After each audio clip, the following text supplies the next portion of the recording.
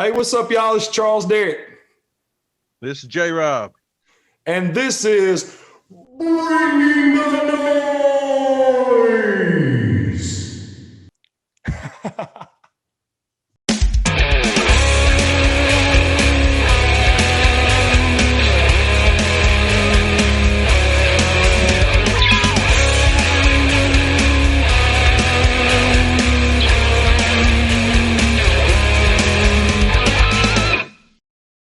So we got Topher Brown on the show today, and I want to say this because I know for a fact, and I know this personally, this guy can sing it all, absolutely anything, which is, most of us cannot do that. Vocal range that's out of this world, and that's keeping it real. And the guy can play just about anything. I mean, I and not just play it, a game. We're talking about professional here, no doubt. He's been a stint with the band Perry. He's had a band called the Colonels.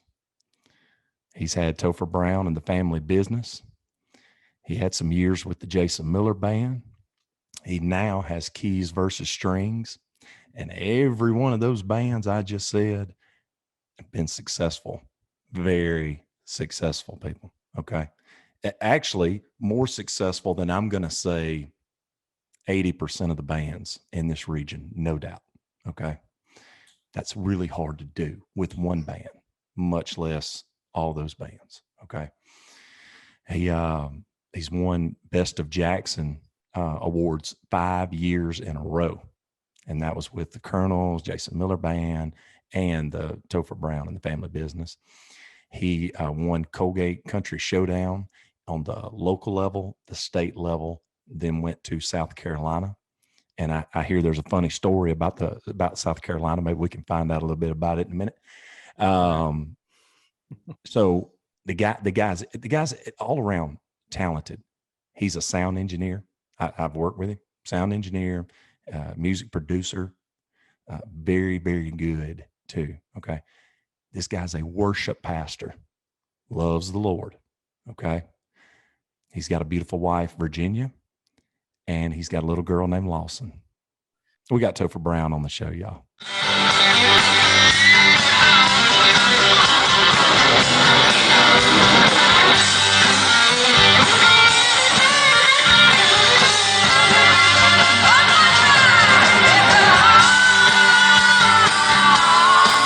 So we back in the club with our bodies rocking from side to side, side to side.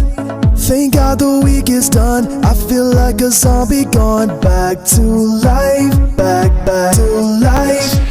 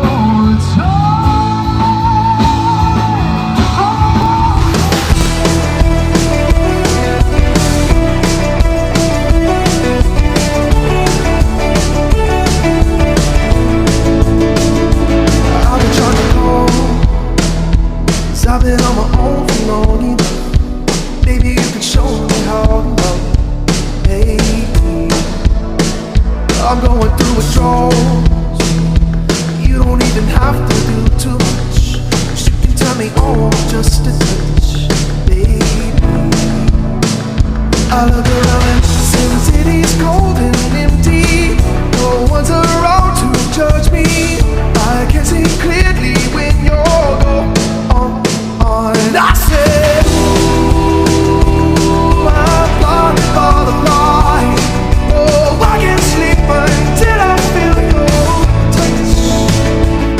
appreciate you guys having me, man. I'm stoked to be here. Thank you so much. Heck yeah, man. I just tickled to death that y'all had asked me to do it, especially with the lineup that you guys have had, or will have. I don't know when this is going to air, but That's right. Oh yeah, no. By this time, there's going to be some killer. Yeah. Nice. But hey, thanks. And thank you for thank you for that intro, dude. That's like the nicest thing that anybody's ever said about me. And most of it untrue, but I appreciate you saying it anyway. I wanted to say in there, and I know this is fixing to sound like the biggest goof, but I wanted to say in there that we need to make wristbands that says, "What would Topher do?" Because every time when we were working with you in studio, and you were telling me things, you guys were talking about us back in the day, but look, there were times even out on the road, I've heard people say, well, I don't, what would Topher do right here? What do you think? I'm not Topher. I don't know. Maybe let's text him, see what he says. Well, man, that's high praise. I don't know how to take that, because often Topher would probably screw it up. So, but I appreciate you saying that, man. That's awesome. Thank you. You're welcome, Matt. But your weight carries really, really heavy around here nowadays. And a lot of people look up to you, whether you realize that or not. And I kind of see a little bit of Zac in you coming up, but you guys, it's just like, when you look at professional, you're like that right there is a different level, Man, I tell you, I have so enjoyed, it's been so incredibly fulfilling to me to be a part of this community. We were talking a little bit earlier about how, I knew who you were years before you knew who I was, but man, just like the past few years of getting to, how long has it been since we've really known each other? It's been a while now. It's weird to think about, but 6 or 7 years, maybe 7. Yeah, it's been a while now, but man, just like getting to know you, getting to know the people in this community has been an unbelievable blessing to me, because man, you make lifelong friends, and they don't even, it feels more like family. And every band that I've ever been in still feels like family to me. I know that I could call any of those guys on a moment's notice and they would be right there. And it's just really cool. There's not really a community like a local music community. Yeah. You know what I mean? That's right. That's pretty tight knit. So it's like a family. We've talked about that in almost every episode, J-Rob, where you fight, you have problems, whatever, but you end up coming back, and you know that person's got your back probably more than you spend so much time with them. I mean, you basically are family. I mean, you do fuss, fight, argue sometimes, but I mean, you love each other. You got each other's back, and that's a bond that's going to last a long, long time. Yeah, I mean, there's something, like I always say, and that'll preach. You know what I mean? Sure. There's something to that. I guess that's why they call it a band, but it just feels like, I think about where I'm at right now, with keys versus strings. It's me and Marvin as a duo. We have a full band sometimes that we travel around with, but it's mainly just me and him as a duo. We're business partners, and Marvin and I have been playing together for, close to 15 years in different bands and stuff like that. And that dude's my brother, man. I mean, there's no getting around it. I'd put it on the line for him, and he'd put it on the line for me, and that's just all there is to it, Yeah. And it's weird. You don't really get that. Like, how many times can you say that about your coworkers at the office? You know what I mean? It's different, man. It's different. It's different. Yeah. Well, you go through situations that the person at the office and you would never go through. Right. I mean, you're put in situations out on the road and with different types of people and sometimes drunk people, and sometimes going in and out of restaurants, stores, whatever it may be. I mean, Yeah. you're going to see that person in a lot of different situations, a lot of even some dramatic situations. Whereas if you're at the same workplace every day, around that person, those situations are more than likely 99% of the time not going to happen. Are you going to be with each other in more real situations, how people are really going to act in real life scenarios? And then the music part of it, to me, music's a really spiritual experience anyway. And you're sharing that Couldn't with agree more. 4 other, 5 other human beings there on that stage. I mean, sometimes the crowd really doesn't even exist. I mean, you make a bond with them too, but I mean, those people you're on stage with, that's a spiritual experience. And I mean, you do that night after night for years. You got no choice but to be close to them. That's the nail on the head there. I mean, some of my favorite gigs that we do, there's nobody there hardly. Right. You know what I mean? Most memorable. It's our time to goof off and mess around with each other and have fun. Just get lost in it. Yeah. A lot of times especially if it's a big crowd and a new place, all you're thinking about is what you're doing in the moment, how you're performing, what you look like on stage and all that kind of stuff. When there's nobody there, who cares? You can let your hair down a little bit. My goal, a lot of the times, even when people are there, but especially when people aren't there, is to make Marvin laugh to where he can't compose himself. That's kind of my goal. That's kind of my role in Keys versus Strings, is to screw Marvin up about half the time. It's funny you said that. He actually told me. I got some stuff. Oh, but Lord.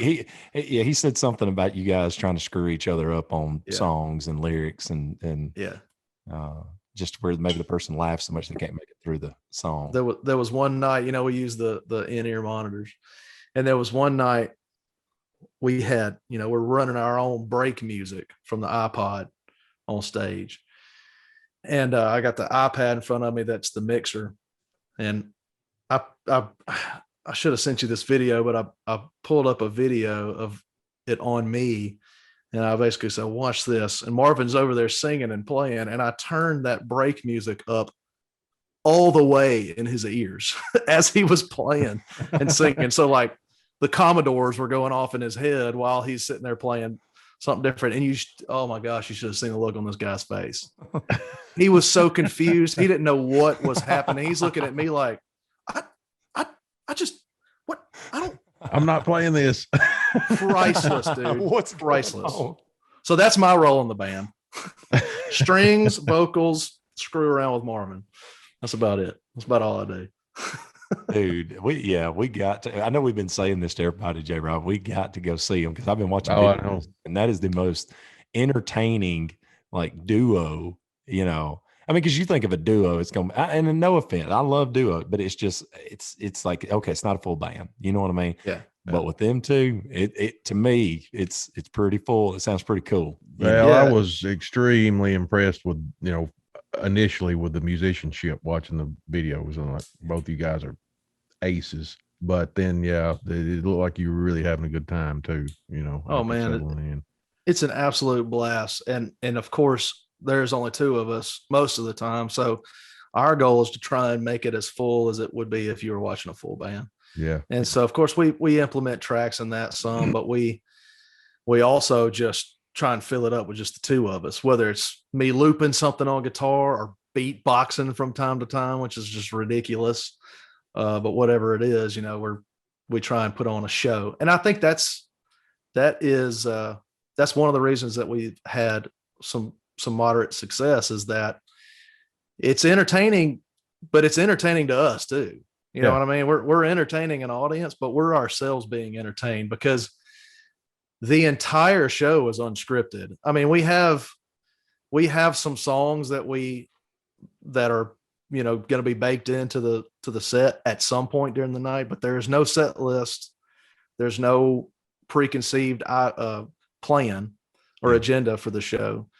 And we take requests, and our goal is to attempt to play that song at all costs, whether it sounds like a pile of garbage or it sounds like the artist playing it.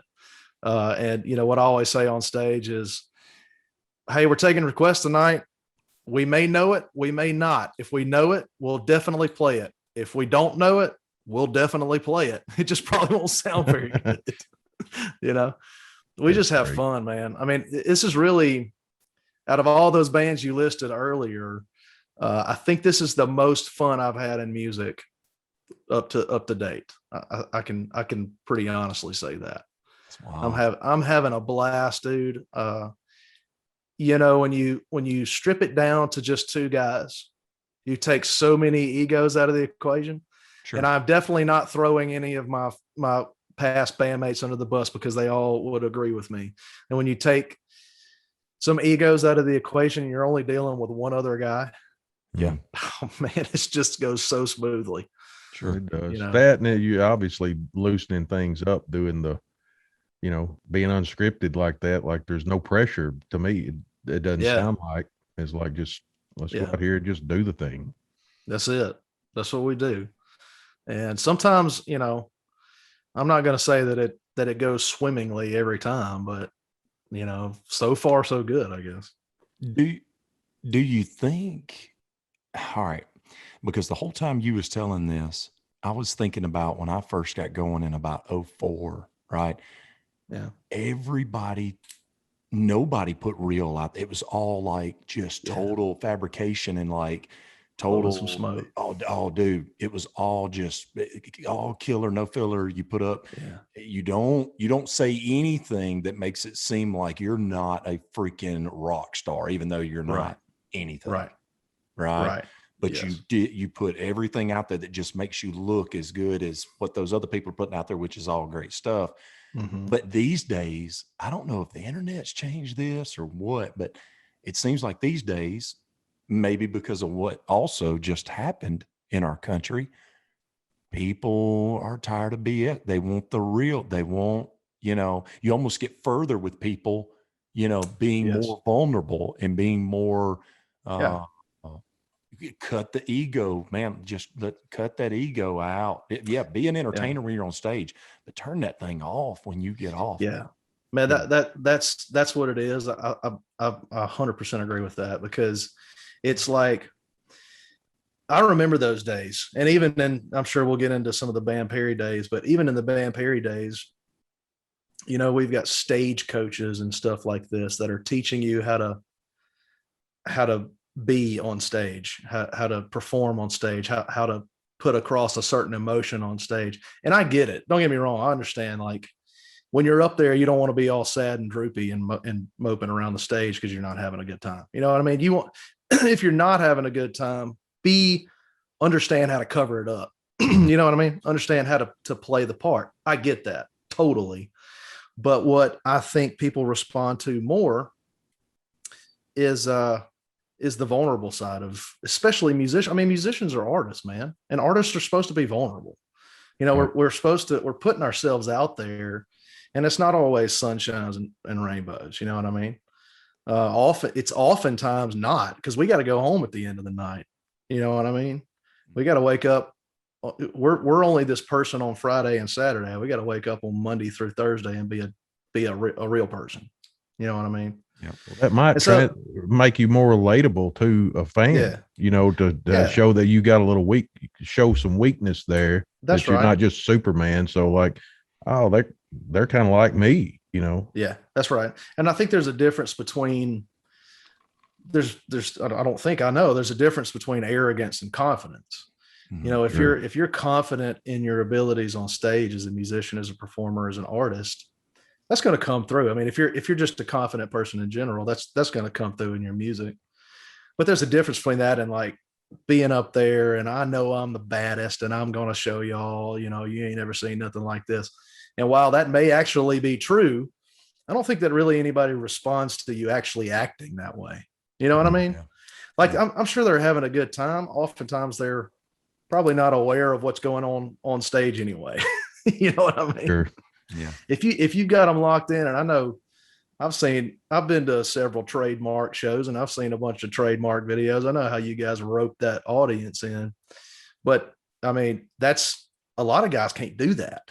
You know what I mean? A lot of guys don't know how to captivate that audience. What I love about what I'm doing right now with Marvin and the keys versus strings is that I'm not I'm not good at captivating an audience. That's one thing I've always looked up to Charles Derrick on, is that dude can make an audience eat out of the palm of his hand. Oh, But me, dude. but me, I have a hard time like putting myself out there like that. So what's awesome about keys versus strings is that Marvin is not afraid to put himself out there. And so what I do is whenever the dynamic that we have, whenever he gets off on a tangent, whenever he starts going to town on the audience and stuff, I just sit there and I banter with him back and forth. It kind of gives the illusion that I'm involved too, you know, Right. guys. So I'll throw my witty jabs at him, and you know, he'll look at the audience and be like, "What the hell?" You know. But anyway, I got off on chasing a rabbit there. But yeah, I mean, I think there's a difference between ego or arrogance and confidence, and I think you can really tell. I think you can tell the difference. I think if you're a really true objective listener, audience member, you can tell the difference if you're not too drunk. Right. That is so weird hearing you say that, because I never even thought about being in the league that you were in, and that's no shit. And not only that, you know, there comes a time too, and there was a definite time in my, you know, time in this business where it was like, okay, I need to get real with myself, and I need to get better, and I need to know that.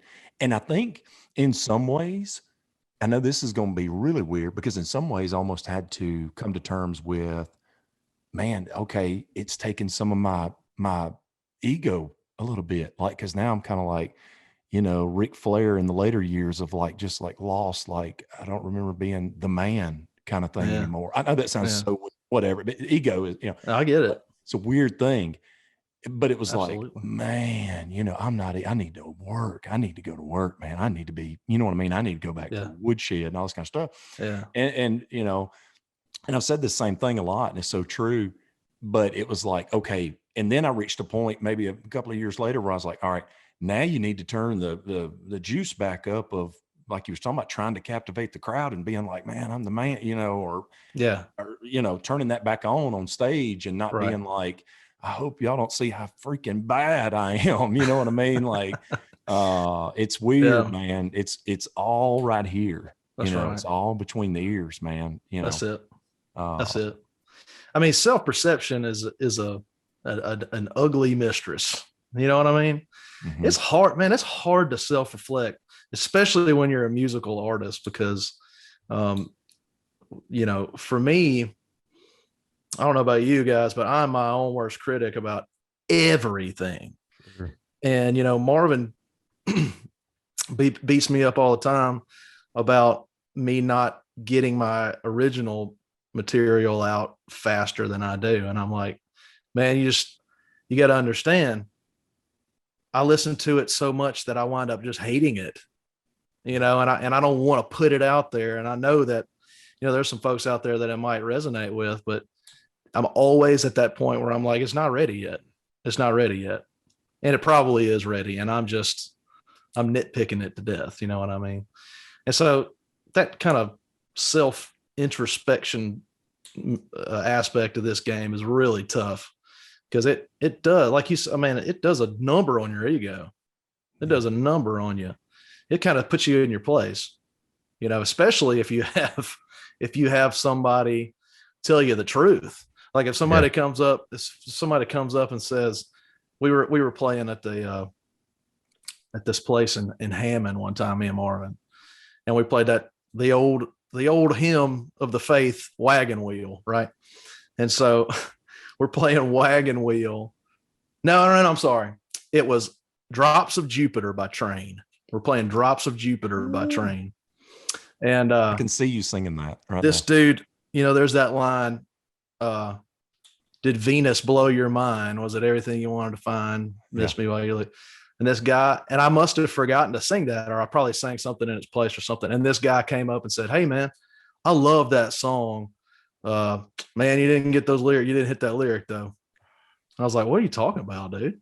He's like, man, it's that, you know, that part where it says, did Venus blow your mind? Blah, blah, blah. And in the back of my mind, I was thinking, are you serious, dude? Yeah. Who cares? Who cares? You're the only one in this entire establishment that heard that. Right. But then the not so egotistical side of me said, hey, he's right. Yeah. You missed it. I mean, you missed it. Somebody caught it. And I appreciated that a little bit more than, somebody coming up and, just either ripping me a new one or blowing smoke and telling me how fantastic it was when I know that I screwed something up. I appreciate that a little bit more. how dare you desecrate a train song like that? Right. That's horrible. How dare you? So, the holy grail of songs, drops of Jupiter. Are you kidding me, dude? You're the only one in a 1,000 shows that would ever hear that. But he heard it. He called me out on it, man. I was like, sorry, dude. What do you say? Yeah. Sorry. Thanks. Well, and you're not going to please everybody. The thing it is, you're not going to please everybody, but when you start to get real with yourself, if you are becoming the best version of yourself that you need to be. You don't know this, Charles, but I've known who Trademark is since almost y'all's inception. Probably not too long after you guys formed up, because not too long after you guys formed up, we had the Colonels. Which I was going to talk about all that. Yeah. Yeah. And so we were kind of trying to tap into that same market that you guys had already kind of established yourself in. And so, of course, we're studying the videos, dude. We're looking on the internet. We're looking at y'all's videos and we're like, dang, man. Do these guys work on music? No, I was thinking to myself, I don't feel comfortable taking my shirt off, dude. I don't think I can do that. But I can tell you this, dude. I can tell you this from the day that I started checking out Trademark. And I mean, this is years before you and I even met, but from checking out Trademark, and Marvin can attest to this too, because Marvin was in the Colonels, right around that same time. Your marketing skills and your front man skills and all that stuff, we were all kind of looking at each other going, dang, dude, I don't think we can do that. Well, and I appreciate that. And you're keeping it real. And that's the thing. Yeah, you're keeping it real, because I keep it real with myself. I mean, I know where the strengths were and where the was. Oh, dude. Yeah, man. But we've been following Trademark for years now. Years. I remember Reed Pierce's being the central spot ever there. Yeah, because every time we were playing there, we heard about the Colonels. And I remember at one time, I don't know who, I remember them saying on the radio, the one place in Jackson you can see Trademark, Reed Pierce's, and I was like, man, we're doing great, baby, every Reed Friday, Pierce. Saturday night, coming down there. Matter of fact, that's where I met my wife. Nice. Was it Reed Pierce? Yeah. That's pretty awesome. That's that's the glory days, man. It was. I mean, and I don't know if you know this, but Marvin's now wife owns that building. Wow. She owns it's called Dockery Grill. Dockery Grill. Yeah. She owns that, but she's the one that started Dockery Grill. And they bought it from Reed. But man, those were the glory days right there. I remember those days like the back of my hand, man. I mean, we all cut our teeth there. And it was just for being such a small place, it was the spot. Like you said, it was the place to play. I don't know how it got that reputation. I guess they just hired quality folks, but it just got that reputation as being the spot, because we never really broke into, and you guys might have, but we never really broke into the downtown Jackson music scene. We never played the Howlin' Mouse and the Martins and all those places. We hit Reed Pierce's, we hit Pops, and then we did the normal circuit. But that's taking me back right there, man. That's some glory days right there. Yeah, that was back when there was Friday and Saturday night shows. That's right. They don't probably exist no more. Yeah, right. And the casino is about the only place you find that stuff now. Yeah. And even some of them are starting to do the single night thing versus what they used to. And but I can remember back to the reason I was saying that about us learning about you guys is because, you know, we were just starting out and you guys had like full on light show. You had TVs, you had, you know, you had the top hat with the LED stuff scrolling across there. I was like, you know, and we were thinking to ourselves, we were kind of sitting there looking at each other going, hey, any of y'all got any kind of money that we can throw at this thing? Cause we can't do any of that. We can't, you know, we got no lights. So what we decided to do, and you guys weren't the only ones, you know, with a huge light show, but we were envious of all you guys that had that big show. And I remember I remember it like it was yesterday. Us all we used to have, you remember band meetings? Does anybody have band meetings anymore? Dude, we used to have a band meeting like every week, you know? And we said, we're going to have to wow them with our set list. That's going to have to be our claim to fame, is our set list. And, you know, I don't know if you guys know this, you probably do, but the Colonel started out as a country band, and it started out as kind of a joke. My buddy Josh Brister hit me up and said, hey man, I am going to start a country band, and as a joke for one show, you're the first person I called. Do you want to do it? I didn't listen to country. I listened to blues and rock and roll and metal. And I was like, of course I do. Of course I want to play in your fake country band. That was literally the start of the Colonels.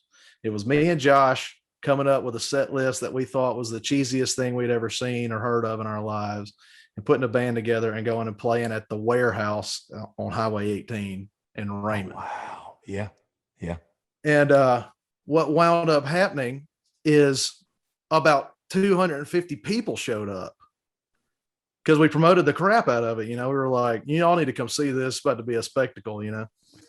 And all these people showed up, and we made like $1,500. And, you know, of course, back then that was some kind of money. Sure. Yeah. If you could pull that door deal, you know? And we kind of like, after the show, kind of, you know, debriefing, we were like, well, maybe we ought to do this again. And so we did it again, and the same thing happened. And we were like, dude, there's something to this. So that was how the Colonels came about. Of course, it morphed into what it eventually became, was just a party band.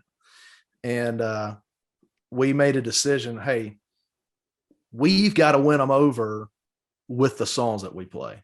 And so our goal was to have what we called an oh crap set list, which basically meant, and I'm editing that a little bit, but it basically meant whenever we start into a song, somebody recognizes that song and turns to their buddy and goes, oh crap. You know what I mean? Like, how are these guys about to attempt to do this song? You know what I mean? And back then, nobody was doing Michael Jackson. And so we were doing a bunch of Michael Jackson songs, and people were like, how are you guys doing Michael Jackson right now? And so that's kind of how we started the Colonels, was let's play some songs that everybody else is scared to play. We'll figure out how to do them. We'll figure out how to make our own. And we went from there. It was a heck of a ride with those guys, man. Sounds like it, man. So what's the story, Topher? Okay, you know, Brookhaven, Mississippi, and you know, I hear about your dad, Ricky. I'm guessing this is where it starts. So you just tell me a little bit about how, and was it 16 is where you started playing? Yeah, about 16, I would say. Maybe 15, but yeah, somewhere around that 14 to 16 range is when I started playing. Okay, so Ricky Brown, he's a legend all on his own. He's an absolute, if you come to Brookhaven and you ask anybody, do they know Ricky Brown? There's a 90% chance they're going to say yes. This dude is like Brookhaven, you know, rock and roll Hall of Fame down here. So he's been a musician my entire life, obviously. Kind of whenever I was pretty much did what I do, what we all do. Played the circuit, you know, had some moderate success with a band called the Greer Brothers. They had a top 100 country song called "Don't Turn Out the Lights. The Party Ain't Over." It was in the 80s. So they were full on like 80s mullet dudes. All the chorus you can possibly stand on a guitar, that kind of 80s country band, you know what I mean? And that dude, love it already. That dude was the Dukes of Country. You guys need to listen to some Greer Brothers, man. I'm telling you right now, you'd eat that up. That dude was and is my hero. I mean, I wanted to be him. He didn't want me to be him, but I wanted to be him. I grew up sort of learning about that life, about the life of being a musician. A funny story, he and my mom have been divorced since I was 5 years old. So I always had kind of two separate families, and they're awesome. They're still friends to this day. So I never felt, like a split home was pretty cool, but they would share custody. So I would be at my mom's one weekend and I'd be at my dad's the next weekend, and vice versa. Well, on the weekends that I was with him, he's like us. He played every weekend. And so he's going to be playing somewhere. So what the guys in the band decided to do for all their kids is they bought a motorhome and they brought all the family with them. Didn't matter where they were. If it was a place that we couldn't go into, we just stayed in the motorhome. And so they had had everybody in the motorhome, and we went out to Bear Creek, which I believe is in Louisiana, if I've got the right Bear Creek in mind. But I just remember that the venue is called Bear Creek, and they're opening for Brooks and Dunn. So Brooks and Dunn is in kind of their just getting famous mode, and they're doing the big club venues still. They've not yet gone to the arenas, They're doing the big club circuit. Bear Creek's a big place. And so we pull up there, we get there in the RV, and I had to have been 10. And so we can't go in there. It's a 21 and up bar. And so all the kids, it was me and the sound man's two daughters. We're out in the RV and we're watching Disney movies or something on the VHS. And the VHS, the tape player, caught fire. Okay. I don't know what happened. This thing burned up and it caught fire, and it was in a cabinet kind of up on near the ceiling. And this thing burst into flames, and the RV is now trying to catch fire. So we hightail it up out of there, obviously. Somebody does wind up, the RV didn't burn down, somebody got in there with a fire extinguisher, put it out. But the cool part was they had to let us in.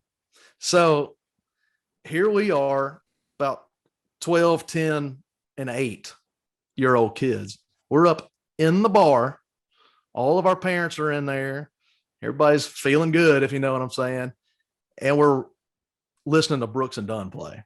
This is like one of the earliest memories I have of like being with my dad at a show, was him opening for Brooks and Dunn. I saw a little bit of that, and then I got to be in there while Brooks and Dunn did their thing. Wow. And I was just crazy. Like, this is mind-boggling to me. Sure. I'm watching this and I'm like, I don't even know what I'm seeing right now, but I love it. You know what I mean?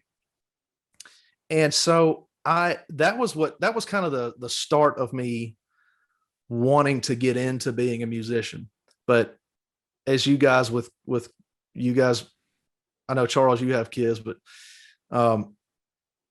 with kids, when they start learning something, they have an extremely short attention span. And I was no different. So I told my dad, I want to learn how to play guitar. My dad's got this plethora of guitars, of these old vintage, amazing guitars. I wish I had some in here to show you guys.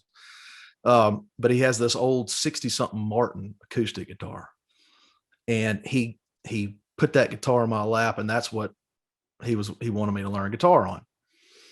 And so I started trying to mess around. I started trying, there was no YouTube back in these days. I was looking at, chord books and all this kind of stuff. And he would show me what he could, but he's kind of like me.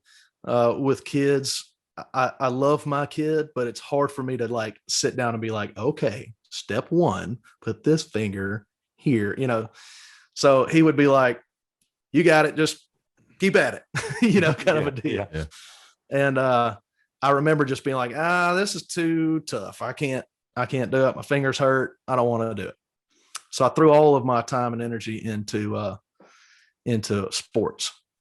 I was an avid baseball player. I still love baseball to this day. Huge Chicago Cubs fan. Love them. And it was that 14 to 16-year-old range. My buddy, Carl Craig, who owns Magnolia Blues Barbecue here in Brookhaven now, he learned how to play guitar. And he was my best bud. I was at his house every week. And I could not stand that he knew how to play guitar and I didn't. With my dad being who he was, you know, this guitar legend around these parts. And he is, by the way, my dad's an absolute ripper of a guitar player. I wish he was standing over here so I could watch him blush. But he, I couldn't have it. I couldn't let Carl know how to play guitar and me not know how to play guitar. So I threw myself into it. I remember the first song I learned how to play was Let Her Cry by Hootie and the Blowfish. I learned it on my old cheap acoustic that somebody bought me. And once I got sort of a foundation behind me with chords and you know, I didn't know any lead or anything like that at the time. But once I got that foundation behind me, I could sit down and I could play with my dad. And that is what just shoved me into it. I mean, I can still remember sitting with him, but I knew 3 chords. I knew G, C, and D, of course. That's what all guitar players know at first, and E minor sometimes. I would just sit there and I would just play those chords over and over, and he would just noodle over the top of it. And I thought that was the coolest thing in the absolute world. I'm making music right now. You know, I'm a musician. I'm making music, y'all, you know, that kind of a deal. And then I started picking up on some lead stuff here and there. But whenever I had the notion that I think I might want to start a band, I had resigned myself to being a rhythm player because I still was kind of in that mentality of, man, lead seems really hard. And I don't think that my fingers and my brain can work in synchronicity like that. I don't think I can do that. So I had kind of resigned myself to just being a rhythm guitar player. And so the first, you know, couple of little Christian youth bands that we put together back in the day, that's what I did. I just played acoustic. Dad had this old late 80s model Takamine that he let me use. And because it was the only acoustic electric that we had. And so he let me use that thing. And we had a little Christian band called Way of Salvation.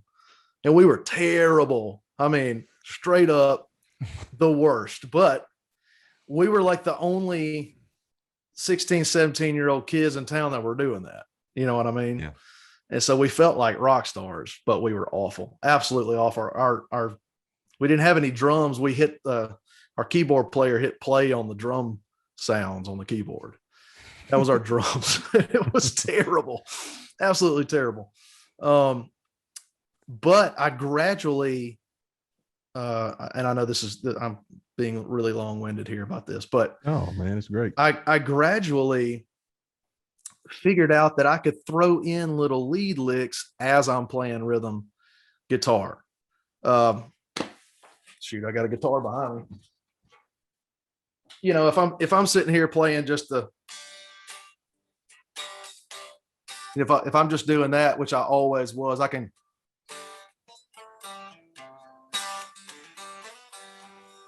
all of that kind of stuff. You know, I figured out I could do all that stuff, and that wasn't too tough. And so that was my kind of intro into learning about lead guitar. And once I started kind of walking down that road, my dad roped me in a little bit more because he's a big fan of guitar harmonies. And I can remember us listening to those old Skinner tunes and some of those Bad Company songs.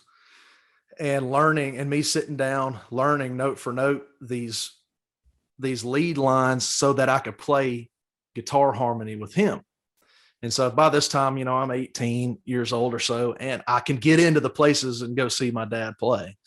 And he would get me up on stage and let me sit in for a couple of songs. And that just absolutely blew my mind that I was getting to do that, because he was the Beatles to me. You know what I mean?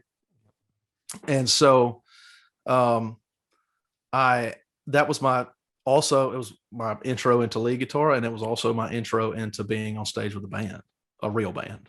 That would be. And man, so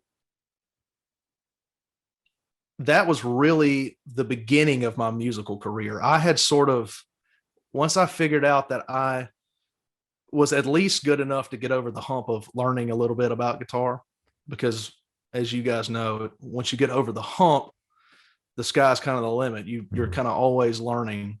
And to this day, I'm just constantly learning. I'm, still trying to figure out the right exercises to do and all that kind of stuff. And that's when I really decided I'm going to throw myself into this thing. And so I gave up the sports, and I picked up the guitar, and I literally just have never looked back. That's the short story of up until this point right now. But my dad was definitely a major part of me being, if not the major part of me being where I am today. So I know that I wouldn't be had he not inspired me like that, just by being himself. He didn't, and like I said, I don't think he ever really wanted me to do it. I think he probably wanted me to go and get a really good education and become, an astrophysicist or something, and not do this for a living. But I will say this, that dude has supported me in this since day one. Since he saw in me, it's clear that Topher's going to go down this road, and he threw himself in behind me, and he's still there now. Great support, man. I'm sure if he had any reservations, it was just, didn't want to see you go down a hard road, because it is a hard road. It's tough. Yeah. I think you're right. I think that he didn't want me to experience all the hardships that go along with this line of work. And there are many. I've been blessed to have a lot of the opportunities that I've had, but I've also seen a lot of those hardships. There's been friendships that have had real strains put on them. There's been friendships that have been lost, along the way. And all of those things are regrettable, but I don't regret this life at all. Not one bit. Them's the breaks, as they say. Right. Exactly. And I've got a question though. How strong was the church during this period of time? Because knowing how strong you are now, how much was this in the life back then? With the dad, with your dad playing the honky tonks and stuff. Yeah. I have been in church since I was a fetus, and my mom is really the reason for that. My dad is a believer too, but my mom was really the reason that I got up and went to church every day. And I'll just, if I can, just give you a little short testimony here of how I came to the Lord. Absolutely. But I brought up in church, knew all the lingo and everything. And, a lot of times if we're brought up in church, we just automatically feel like we're going to go to heaven, which, is not the case. And so I was kind of in that same mode. I knew all the church lingo. I knew how to act, how to be, what to say, but in my heart, I didn't really know the Lord, and I didn't really know what I was doing. And so I came to know the Lord when I was right about the time I started learning how to play guitar. I was 15 or 16 years old. I was at a youth camp, Gulf Shore Baptist Assembly. It's not there anymore. Katrina wiped it out. But that is where the Lord started doing something in me. And I'm not sure. I wasn't sure at the time what it was. And the Lord started kind of pulling on me. pulling on my heart. And I came home and told my mom, hey, something's going on. I don't know what it is, but all I know is that I had this experience where I was in this worship service and I felt, it wasn't even felt pulled down the aisle. I felt like I was pushed down it. You know, I felt I had no choice but to go and do something. And bless his heart, whatever counselor was down there, he was probably about my age too. He didn't know what he was doing either. And so when I got home, you know, the pastor came over and he talked to me and he said, well, sounds like, you know, that's the Holy Spirit kind of working in your heart. Do you think that's what it is? And I was like, I really do think that's what it is. He said, what would you say if I said, if I asked you if you believe that Christ is the Son of God, and if he's the Lord and Savior of your life? I said, I would say that that's true about me. And he said, all right. And I was like, that's it. You know, I don't have to do anything else. I don't have to say some magical prayer or something. But so that obviously, me coming to the Lord at that time in my life obviously had an impact on my music and also my career path. You know, I'm a worship pastor to this day, great church down here in Brookhaven. And so my very first, as I mentioned earlier, my very first band was a youth band from our church. And we were terrible, but that was my first, you know, performance, doing music as it relates to a performance. And so it's always been a part of my life. But at that point it became real. And I, very shortly after graduating high school, I think I was 20, I took my first worship leader role at Main Street Methodist Church in Hattiesburg, Mississippi. I don't even remember how they heard of me or how they got in contact with me. I just remember packing up everything and moving to Hattiesburg, never having done this before, never having been on a church staff. I had no schooling, no seminary training, nothing. All I knew is that I wanted to be in the worship ministry. And they took a chance on me and put me up there and let me cut my teeth. I should also mention I went to school at Co-Lin, which is actually where I am right now. And that's another really good story. Let me jump on that real quick, because that's a pretty cool one. I'm sitting right now at the Baptist Student Union at Co-Lin. That's where my office is.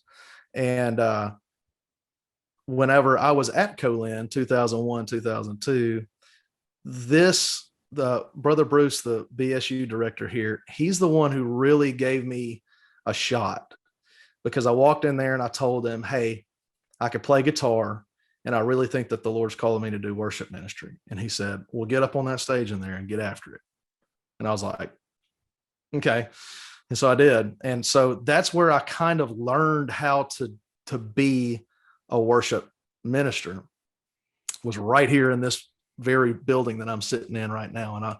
And I'll tell you the story in a little bit of how I came back around and I'm sitting in this building right now. So moved off to Hattiesburg, became a worship leader for the first time. It was this Methodist church, really beautiful building, this beautiful sanctuary they had. It almost looked like a Catholic cathedral, just the wood everywhere and the pipe organ going up the entire wall, and just beautiful. You know, you could sing in there without a microphone and everybody could hear you, you know, in every part of the room, just incredible. And they wanted to start for the very first time a contemporary worship service that would go along in parallel with their traditional worship service. And I was the guinea pig, right? And man, I just remember it being a mess on Sunday mornings of just trying to get guys organized and you know, guys, that it's one of those situations where it's like, all right, I need a drummer. Well, Jim's uncle plays drums. He probably got a drum set. You want to see if he'll come up here and play? And I was in a position where I was like, yes, I have no other choice. I need options. I need Jim's uncle. Get me Jim's uncle. And man, it was just this ragtag group of guys and girls that we were all learning together on how to do it. And it wound up being, I'm pretty sure they still have that service today, but it wound up being just the start of me of the Lord sort of saying, I know that you feel pretty horrible about yourself a lot of the times at what you're doing, but this is where you're supposed to be. This is what you're supposed to be doing. And it really solidified in me it affirmed in me that calling, I guess, that I was supposed to be in worship ministry. And I'm kind of in this place now, and have been over the past several years, where I've got a hand in both worlds here. I'm a worship pastor. I play in secular places. I play secular music on the weekends. And I have been so incredibly fortunate and blessed that I have been allowed to do that by a lot of the places that I've worked, that the Lord has allowed me to use that as not just a means of income, but as a ministry. And that's absolutely what it is. You know, my real passion is leading God's people in worship. There's no ifs, ands, buts about it. I would do that for free. I would do it every day if I could. Well, we talked to Jeff Bates about that. You know, he'll do a show at a club on a Saturday night, and then invite people to the Sunday service. He may be in the same town at a church the next day, you know. Came and did it at our church. Yeah. And that's what I was talking about earlier when I said, because I lived that life of people trying to say, well, how, you know, what church you guys going to church tomorrow? You know, maybe somebody who obviously not at the club, but you know, somebody in my family or something. You guys going to church tomorrow? I'm like, it's gonna be hard for me to make it to church. I don't even be leaving that place, that venue in Birmingham, Alabama, till like 4:30 in the morning. You know, or whatever. It's gonna be hard for me to just get back and get some sleep. Yeah, you know.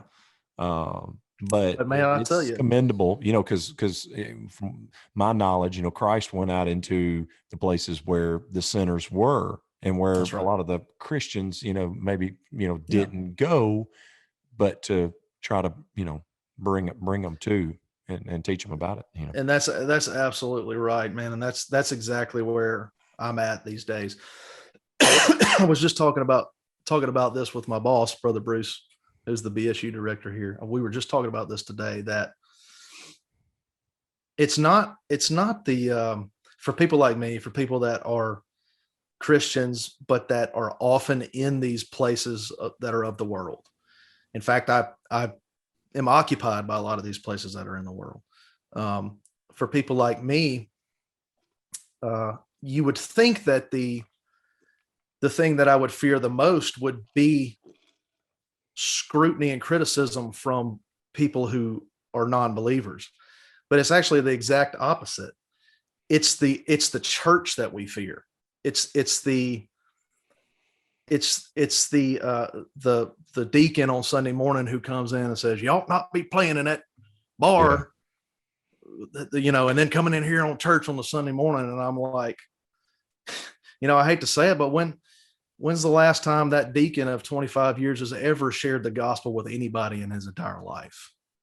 You know, and that's where I'm at. I'm you know, I'm kind of in this place where, and don't get me wrong, I am blessed beyond measure to be at the church that I'm at right now, because they get it, they understand it. And not only do they not fault me for that, they encourage it. They want to be a part of it. And I need to tell you something really important about that here in just a little bit.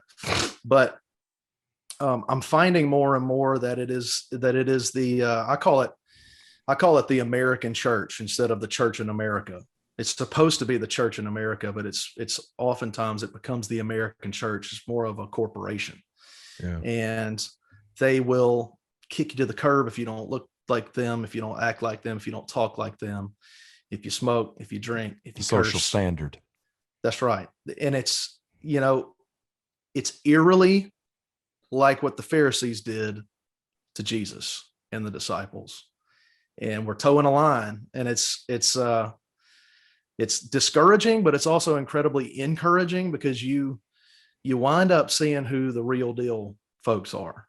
You know, they wind up coming out of the woodwork and revealing themselves to you. And that, to me, combined with all of the gospel encounters that I've had as a result of what I do for a living, makes it all worth it to me. I would rather get laughed out of a church or thrown out of a church, kicked out of a church on my rear end, and go have somebody like Melissa Kirksey at BB's Live invite me in to do a worship service in her bar. I was just fixing to tell that you must be doing something right, because you were able to put on a service there. I would rather go and do that, because I know that, like you said, that's exactly where Christ would be. Mm-hmm. That's the place where Christ would be. And I hate to say it, I don't want to sound like a cynic. I love my church, and I love the church. That's why I'm so passionate about it, because I hurt for it so much. But I have a feeling that if Jesus were walking around today, somebody would probably kick him out of their church, unfortunately. That's probably true. What you're saying. I totally get it. He doesn't look right. He doesn't talk right.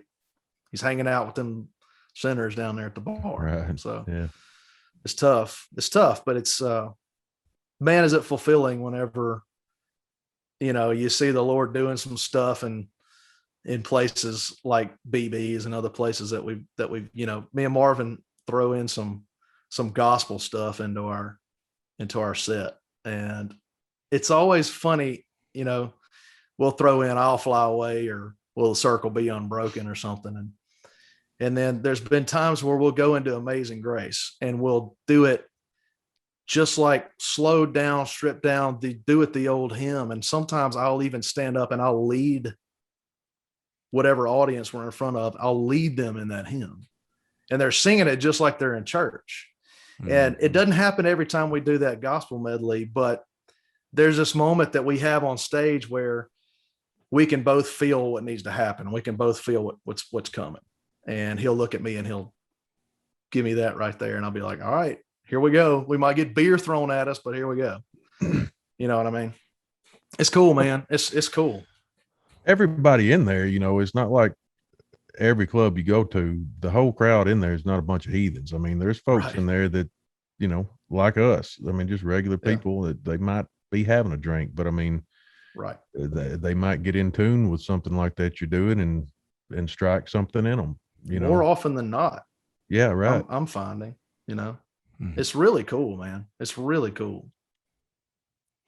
A lot of people I've noticed in clubs, a lot of people are looking for something, looking for whether it's somebody, or they're looking for truth. And I know that's one place you're like, well, what are you doing here? They're looking for something, or looking for somebody to believe in, Yeah. Right. And when you give them, your attention, and you give them that time, all of a sudden you become that person that they were looking for to believe in. And that's a lot on your back, because they expect you to not let them down, to a certain degree. I mean, right. That's right. But I mean, I think you nailed it right there. You said that some people go into those places looking for truth, and the immediate response is, why are you going up into that place? Well, my response to that is, well, what if I can go in there and speak that truth that person's looking for? Mm-hmm. What if I can be the person that goes in there and actually speaks the truth to them, rather than selling them a lie? I relish the opportunity to get to do that. You know what I mean? I'd rather do that than play in front of 20,000 people every weekend. I'd rather do that. That's kind of great, funny, man. This podcast is kind of starting off the same as Jeff Bates. We went down this road right at the beginning, dude, for a while, and it was I like that dude, man. I love his story and everything about him. Yeah. I mean, and hey, he keeps it real too. And he'll keep it real even about himself and how things wasn't, just peaches and cream or anything like that. At the end of the day, we're all human. And I'm going to tell you what, on that I use this analogy all the time. In a bar, there's going to be about, let's just use some percentage we take out of the sky. So let's just say there's 60% of people in a bar that you might want to watch out. You might want to watch them. You know what I mean? Mm-hmm. Because it may not be good. And there's, that 40%'s in there that's probably not just, there all the time for getting drunk and whatever, doing things not supposed to be done. But then the church to me is almost the other way. You've got about 60% or so, or maybe a little more, and I know this is probably stepping on people's toes, but let's just say 60s, percent of people that's there for good reason. And and their heart's right, and they're there for the all right reasons. Yeah. There's about 40%. You better watch them. You know what I mean? That's right. And maybe there for the other reasons, or social standards or whatever it may be, Yeah. And not the right reasons. Yeah. And so, and I'm not, calling anybody out. I'm just saying Sure. we're all humans. Well, it makes you understand, like you're talking about somebody coming into the bar searching for truth or searching for something. Why are you in here? Well, at least going into that bar, sometimes you're not getting judged, where you're not ready to go in and have something thrown at you about, you're not right. You're not living the way you're supposed to, whatever. And just, being down on somebody about it instead of being inviting and then trying to, That's what it is. I mean, that's it in a nutshell right there. And it's that old, as it pertains to what you just said, Charles, about that 40% or 30 or 20% that's there for the wrong reasons. It's that old threadbare cliche of a wolf in sheep's clothing. You can dress a wolf up like a sheep. You could teach him to baa like a sheep. You can give him a key to the church.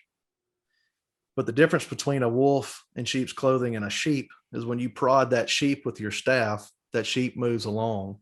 And when you prod that wolf with your staff, it wants to rip your throat out. That's the big difference. And how many times have we been in churches where that's been our experience?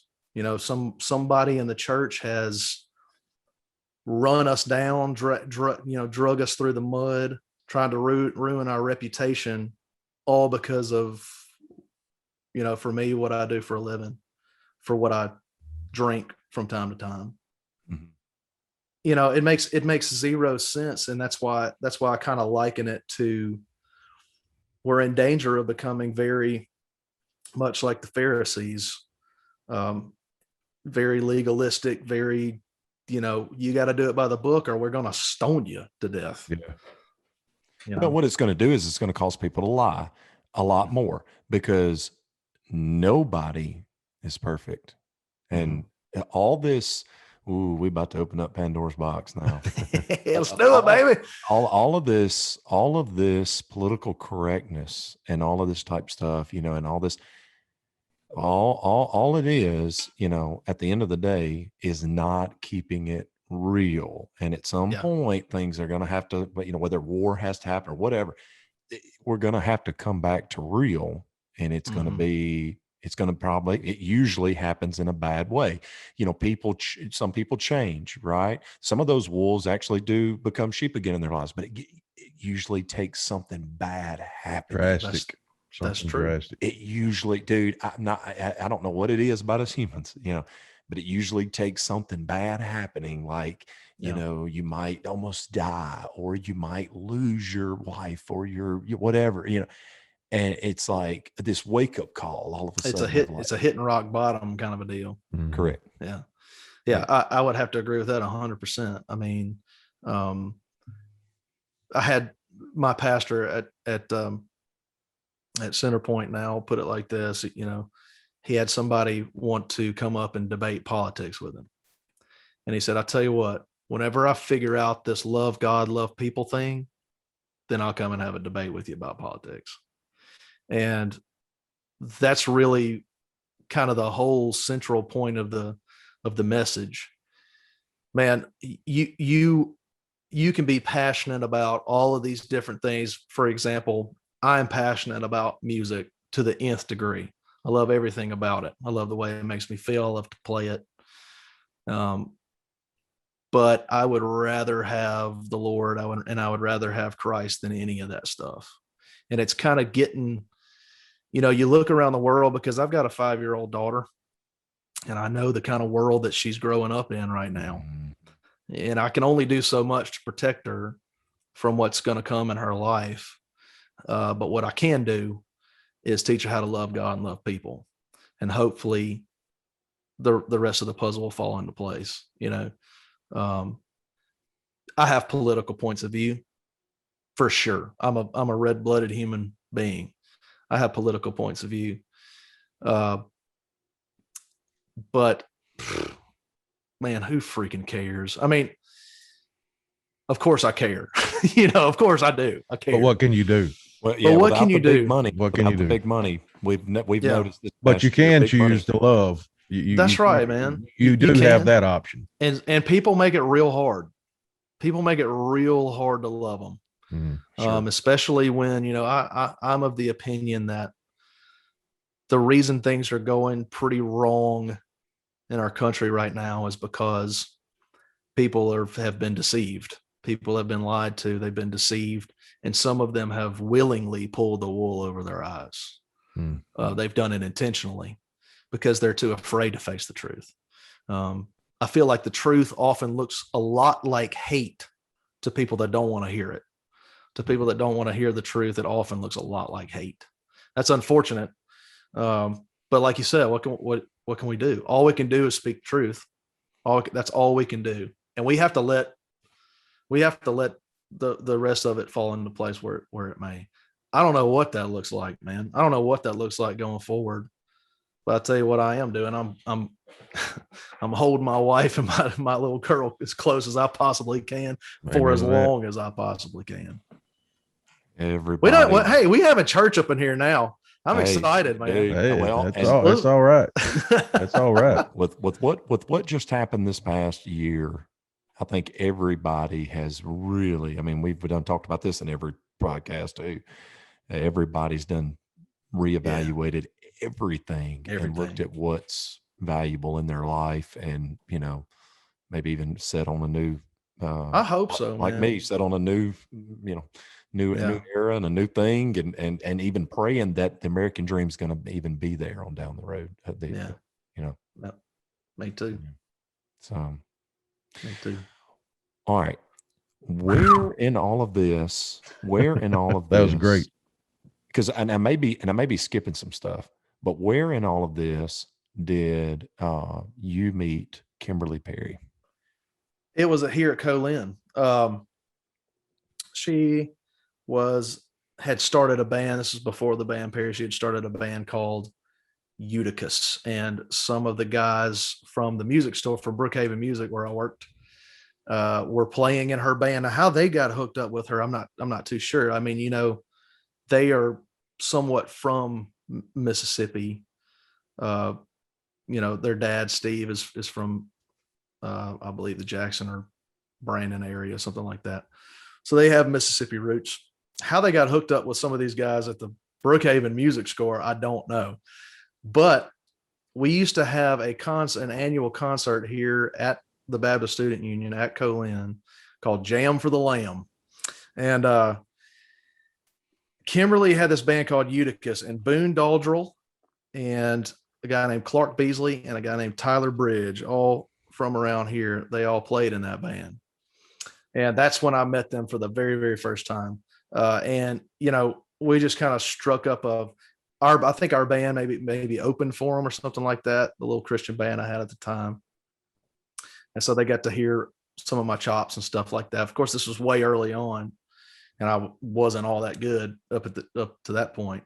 But we struck up a friendship with her and her family. Her brothers were just babies at the time, and struck up a friendship there. And what kind of put me in line to be in that band was I had asked her if she had a pretty nice recording set up in the basement of their home. That's where they were doing cutting all their demos, and real nice Pro Tools rig and everything. She had a big 48 channel Digidesign Pro Tools interface. It was bad to the bone. Oh wow! So this was back early mid 2000s. Yeah, this was back in the day, man.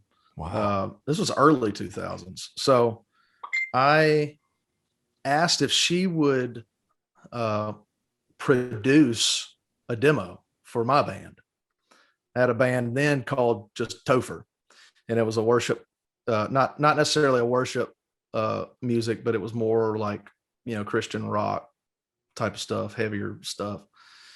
And I asked if she would produce a demo record for me, and she agreed to it. And we drove up to Greenville, Tennessee, northeast Tennessee, and camped out there at their house for a week or so. And we cut this demo, and, we all just kind of hit it off. We all just became firm friends with her family and everybody. And her brothers were just learning how to play instruments, and they were going to, and her brothers had a band, and I can't remember the name of that little band they had, but they had a little band, and it was like a bunch of 12-year-olds. It was incredible. I was like, I should have been doing this when I was your age, dude. You're leaps and bounds ahead of me. But they had put on this show. They were going to put on this show in their hometown, and their little band was going to open the show. And then we were going to play in the middle, and then Eutychus was going to headline the thing. And at this time, Kimberly had been signed to my mind's going blank on that label. It was the big Christian label up in Nashville. Wasn't Tooth and Nail, Sparrow Records, I believe. And all the greats were on Sparrows, the Stephen Curtis Chapmans, the Carmen, and all these folks that were big in the Christian industry. So she had originally signed as a Christian artist, and that is sort of the story of us meeting and sort of trading musical chops and stuff like that. Fast forward a few years later, and she had decided she wanted to go into country music. At this time, I had sort of kept the relationship going with her and her family. And we would check in with each other from time to time, see how things were going, how life was going, stuff like that. And we would sort of swap musical ideas and stuff back and forth like that. And I remember she had just decided to step into country music. She was, it seems like I remember she was kind of fed up with what was going on at her label, and she kind of wanted out of that. So she was going to shop around some original material to some country labels. And this is right before the band Perry happened, but she sent me this demo of a song she had we Skyped, and she played me this song that she had just finished working on, and she was still in the writing stages of it. And it was called If I Die Young. Oh, wow. And I remember listening to that song and saying, Kimberly, this is unbelievable. This is the best thing you've ever written. This is not only the best thing you've ever written, this is one of the best songs I've ever heard. Mm-hmm. What are you going to do with this? What's going on here? What is happening with this song? I got to know. And so very shortly thereafter, she decided to bring the brothers in and them do the band Perry. And so they shopped around, went around to different labels. They hired some really good management that got them in front of the right people. And they did a couple of in-person auditions in front of some label execs and stuff like that. And they played If I Die Young. And I mean, if you hear that song for the first time and you're a record label exec, you're an idiot. Even if you don't like the way that artist does it, even if you don't want to keep that artist on your label, you sign them so that you can get that song. You know what I mean? Yeah.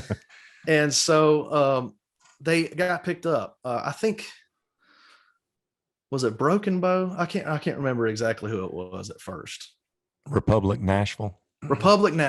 That's who it was. Yeah. And got picked up. Well, so that morphed into, they had come to Mobile, which they're also kind of from. And they were playing a show at the Walmart in Mobile, and Coca-Cola was sponsoring it. And it was, kind of a big deal, but it was in the middle of Walmart, like in the middle of the women's clothing Oh, wow. section. It was the weirdest thing ever. It's, you know, you walk into Walmart and all of a sudden there's this huge stage and this big giant Coca-Cola banner, and, you know, there's live music going on. Oh, I was thinking like the parking lot or something, you know. No, it was in the store. It was crazy. I remember, and I went to see them play because that's the closest that they had come to anywhere near where I live. Mobile's about 2.5 hours from here. And so I went down there to see them play for the very first time. And they were just, at this time, they were just doing acoustic stuff. It was just those three, just the trio. And they were just doing acoustic stuff, and, you know, watched them perform. And I was like, man, this is great. This is definitely like, you know, top 40 country. This is going to be big. If they can get their foot in the door, this is going to be big. Yeah.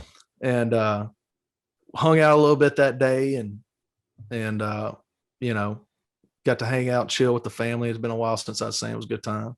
And then probably a couple of weeks later, it wasn't long after that at all. Basically, I got contacted by Dr. Perry, Steve Perry, which is their dad. And he said, listen, we've got this show coming up, and they're wanting a full band. We haven't done a full band yet, but you're the first guy we thought about on lead guitar. Would you be interested in coming up to wherever it was, Birmingham or whatever it was, and doing this, rehearse for a couple of days, and then doing this live show? I was like, of course, you know, anything I can do to help. You know, I'm in y'all's corner. Right? Anything I can do. And so at this point, there was no hints about me joining up. There was no, and I had no idea that was what was in the works. But show went great. You know, played as best I could at the time. And I got a call the next week after I had come back home, and they said, would you be interested in taking the lead guitar spot if we go out on the road? And I was like, well, I thought you guys were auditioning for that. And they were like, well, that show was your audition. I was like, well, you could have told me, you know, but I guess that's probably why they didn't. They didn't want me to be nervous. But so, yeah, I was like, I would be delighted to. It sounds like a dream come true, you know. And that's the story of me getting in the band. I mean, it was very kind of organic, mom and pop kind of a deal. It wasn't this big, I need to go up to Nashville and audition with 75 other guys. It was nothing like that. It was just, hey, we got this show coming up. You want to come play? Yeah, I'll come play. You want to be in the band? Yeah, I'll be in the band. You know, it was really like that. You know what I mean? It's pretty cool the way it all came to be. At this time, was there talk of the tour with, was it Keith Urban? In the beginning, no, that sort of came about in the later stages. At first it was more kind of like the big club venue circuit. Okay. So this was 09. This was 09. Yeah. So the band didn't go on the big tours until the 2010. Yeah. Something like that. Yeah. Okay. Later part of 2009, early 2010. But yeah, we would go and do shows. We were support for guys like Brantley Gilbert, and we did a couple shows with old what's the guy, real big guy, James Otto. We did a couple shows with him and some big club circuits. Played a couple of deals with Lady Annabella when they were first getting kicked off. Just kind of all in that same little. And old Mississippi boy, did a couple shows with him. I'm terrible with names. The guy from West Mississippi. Randy Houser. Randy. Yes. That's yes. it. That's it. Yes. Okay. Yeah. That's it. I didn't know he was from Mississippi. Yeah, he is. Yeah. He is. Okay. From good. West, the town of West. He was just playing Kid Rock's venue in downtown Nashville the other day. Very somebody cool. was there videoing, and he just got up on stage, started doing them hits. Yeah. So the big touring support didn't come until, you know, about 6 months in. It seems like, and then we kind of got the opportunity to get out and be support for some big time big time artists, which was nerve wracking, to be honest with you. You crossed back over the bridge with Brooks and Dunn. I crossed back over the bridge. I didn't, to this day, one of the biggest regrets is I didn't get a chance to recount that Bear Creek story with those guys. And I wish that I would have, because I know that they would find that hilarious. But yeah, I got to come full circle and open for Brooks and Dunn. That's awesome. Did a tour leg with Alan Jackson. Got to be support for Brad Paisley and Keith Urban. Chris Young's, man, we hit it off. The band guys hit it off hit it off with Chris Young's band guys. Yeah. For that whole tour leg, I mean, we would get off the bus and we'd immediately go over to their bus, and we would be together the rest of the day till our respective sound checks and stuff like that. It was a pretty tight family there for a little while. It's pretty cool. You kind of form those on the road bonds like that. And then, gosh, it's been years since I've talked to any of those guys at this point.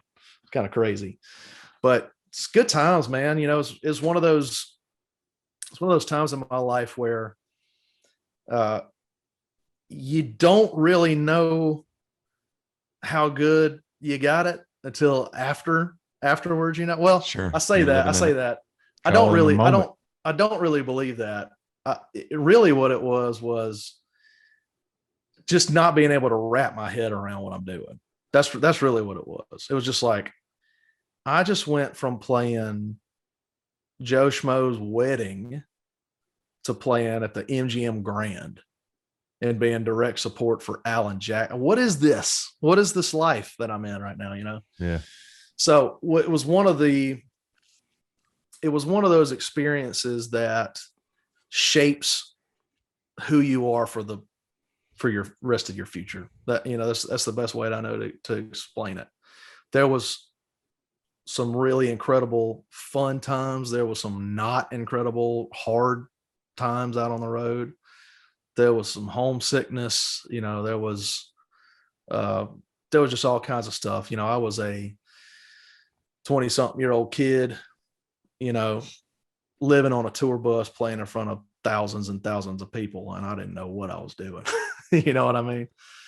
It's just one of those experiences that you certainly don't ever forget. And it's something that somebody told me today. They were like, "You play with the band Perry? That's quite a nugget to be able to hang on your belt." But really, it's way more than that. It's like, it's something that really had a hand in shaping me as a person and as a musician. That's all there is to it. It kind of instilled a sense of professionalism in me that I don't think I would have gotten had I not had that experience. Well, playing that big of places and that often, your chops had to be superb, obviously, to be playing that much. And there was is always room for improvement. Sure. I was trying to learn everything just like the record, just like that studio guy played it. And all that kind of stuff. But it really, the thing that I disliked about it the most is also the thing that was the most beneficial towards me. And that was just the rigidness of it all. Repetition. And you gotta be in this spot at this time. No questions, no ifs, ands, buts about it. That's what you do. That's your role. I'll never forget, we had a guy who was Taylor Swift's stage coordinator or something like that. He basically helped her design her show and what went on stage with her dancers and all this stuff. So this guy comes in, and so we're doing a rehearsal. We're getting ready to do one of these big tours. And this was an experience like I had never had before and have never had since.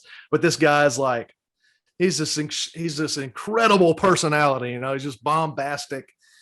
Everything's just, you need to be over here now, that kind of a deal. And I'm just like, I'm just the guitar player.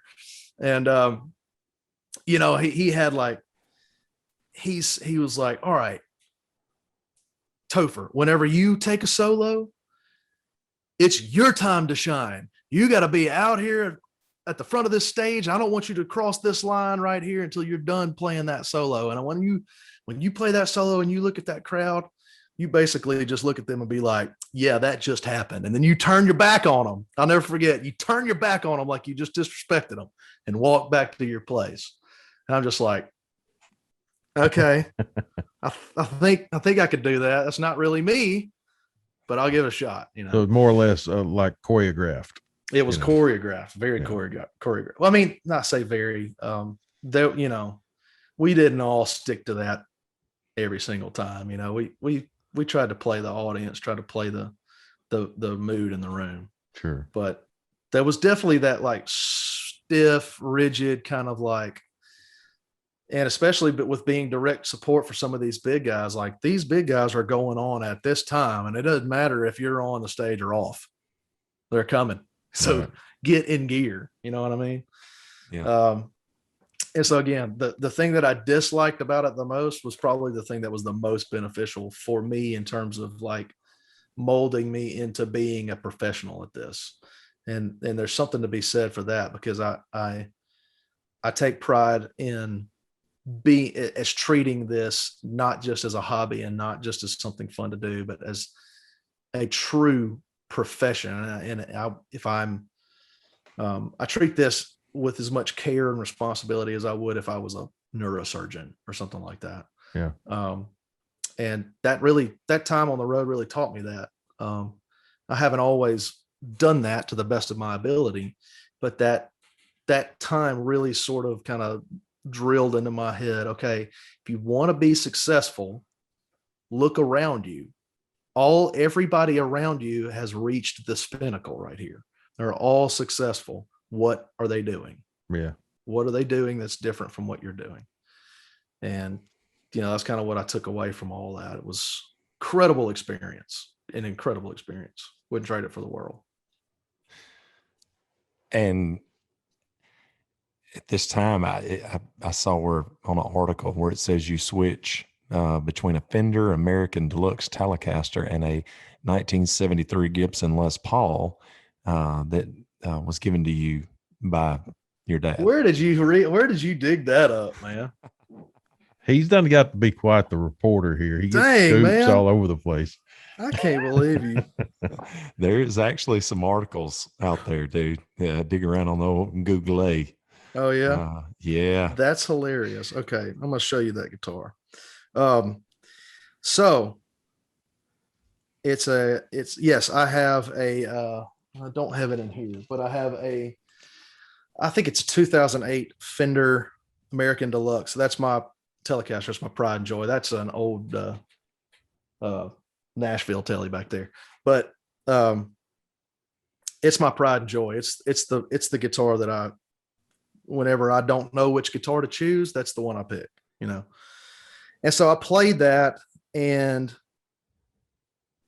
obviously the thing sounds good. I mean, there's, you know, it's an American Fender. How bad could it actually sound unless I'm running it through some junk? All right. But so I started out with that guitar, and I actually wound up switching to not only the 73 Les Paul, but a 68 American Telly too. So in my arsenal, I had the 2008 American Deluxe. I had a 68 American Standard Telecaster, all original, and I had the 73 Gold Top Les Paul. So the story with the 73 Gold Top Les Paul is it was my dad's. I guess technically it's still my dad's, even though he hasn't been in his possession in about 25 years. And he bought that joker brand new in 1973. And I'm about to show you what he did to it over about 35 years of playing it. I don't know if you can see that. I see it. Yeah. Beautiful. Absolutely beautiful. But sounds as good as it looks. You know what I mean? Like, it's just one of those guitars where it doesn't matter what genre of music you're playing, you can make it sound the way you want it to sound. So I wound up we wound up doing a festival with Zac Brown Band. And Zac Brown was, I don't know if he still is or not, is a Gibson in Dorsey, all his acoustics and everything. And probably some of his guys too. But so the Gibson bus follows them around on their tour. So, and I don't know if you guys have seen the Gibson bus. It's a guitar player's, sorry to say this, wet dream come true. I mean, it's like, yeah. Could imagine. Oh my Lord, man. Like you walk up onto this bus and it's just these old Gibsons hanging all over the wall. It's like, dude, you better have the insurance of a lifetime on this bad boy. You know, how would you like to be the driver of that bus and be responsible? Wouldn't like to be. Definitely would not like to be. And I'm trying to find a picture of this as well. So pardon me for that. But so I'm out there. We go on before Zac Brown, and I've got the Les Paul out there. And I had met the Gibson rep that night. And, you know, I told him, I said, man, I got this guitar you got to see. And I said, I'll show it to, I'm playing it tonight. I'll show it to you whenever I get off the stage. And so he saw me play it, and I came down off the stage and he said, dude, you have got to come take a picture of you with that guitar on this bus. And so I got to go on the bus, on the Gibson bus with that Les Paul, with my dad's Les Paul, and take a picture surrounded by all that awesomeness. That's probably like the highlight of my, not my career, my life. You know what I mean? That's one of the, you know, the highest honors that I've ever had as a guitar player. And nobody even knew who I was at the time, which is pretty funny. I get it. But that Les Paul is still, and I can't find this picture, I apologize, but that Les Paul is still in my possession and is in my closet right now. And she doesn't really come out. It's one of those guitars where that's an heirloom, and I treat it like an heirloom. You know what I mean? I know it's beat up and battered, but that's the way I want it to stay forever. You know, I never want to. In fact, my dad had the bright idea, you know, several years ago, I'm going to get that thing refinished. And I was going, Are you crazy? And he's like, no, I'm going to send it to Gibson. I'm going to have a real Gibson refinish done. And I'm like, okay. Long story short, Gibson sent it back and said, nope, we're not doing anything to it. And they refused to refinish it because of the way that it looked. And he was like, well, I guess you were right, Toph, you know. But that guitar is without question my favorite guitar. And I try and treat it with the respect I feel like it deserves, and I don't play it. I probably should play it. I probably should get it out and play it a lot more than I do. But to be honest with you, I'm a little bit afraid of it. I'm afraid that, and I see you got a Gibson back there in the background. You know how notorious Gibsons are for that headstock right there. It will just snap because of the string tension that's on. I only had this guitar 2 months, and it fell off of a stand. I had a cord under the stand. That's what they do. Snapped it off, which I had a guy do a really good repair job. Yeah. But no, you're talking about the scars though, man. I mean, that's just from 04. I mean, and I wouldn't have it any other way. That's right. That's beautiful to me. It's battle scars, man. I mean, and my dad played, you know, that thing has been beat up since 1973. Yeah, and I'm like, Daddy, if I play that guitar and beat up on it anymore, it's just going to break. You know, it doesn't have enough, you know, structural integrity left in it to withstand another 40 years of abusing it. But that guitar is it's kind of my holy grail guitar. You know what I mean? That guitar's got a lot of stories to tell. It does, man. A lot of. It used to have. You remember Spuds McKenzie? Oh yeah. He was the Bud Light dog or whatever. Yeah. He used to have some Spuds McKenzie stickers. The party's over. Yeah, that my dad stuck on it, you know, in the 80s or something. And I don't know what happened to those, but man, just the stories that guitar can tell are just endless. You know, if it could talk. And I'm over here trying to, I'm always searching for that. I'm always searching for the next best thing, when it comes to guitars. I'm a gear junkie. I confess. Me too, man. I spend entirely too much on toys. No doubt about it. Me too. And I'll come home with a new guitar. My wife will look at me like, dude, are you serious? You don't have that kind of money. You're not playing the other one enough. Right. Yeah. How many guitars can you actually play at one time? But this one does this. Right. Yeah. Yeah. And that's, you know what? That's exactly how I justified buying this PRS. It sounds just a little different from that. This one has a coil tap. Yeah. And you can turn it into a split coil. And I can get all the sounds I'll ever need out of it. That's what I said. She was like, okay, well, then why don't you play that one every time? And I'm like, well, because then my other guitars would get sad. Yeah. You can't neglect them. Can't neglect them. It'd be rude. Well, speaking of stories during that time period, I'm sure there's some, I know about the Alan Jackson story. You want to share that one for sure. But if there's any others, maybe you can remember that happened. Man, well, the Alan Jackson story was that I just saw him without his hat on, and he was completely unrecognizable to me. I mean, his hat is an extension of his person. You know what I mean? It's a uniform. Yeah, it's a uniform. And someone like Kenny Chesney. I wouldn't know I wouldn't recognize Kenny Chesney if he walked up to me without his hat on. No chance. And it was the same thing with Alan Jackson. I basically bumped into the guy, and I was like, sorry, it kept walking. And but yeah, the blonde receding mullet style hair, just perfect. Just everything you would expect Alan Jackson's hair to look like underneath that hat. That's what it looks like. Just the dude is a living legend, no doubt about it. Absolutely. But then I was thinking about this today because, lots of the stories that I have on the road consist of waking up, getting off the bus, setting up somewhere, playing the gig, and crashing because we're so exhausted, and getting up and doing it all over again. Because we weren't out there just living it up like rock stars or anything. We were working, and that was one of the things that was a lot different than I thought it would be.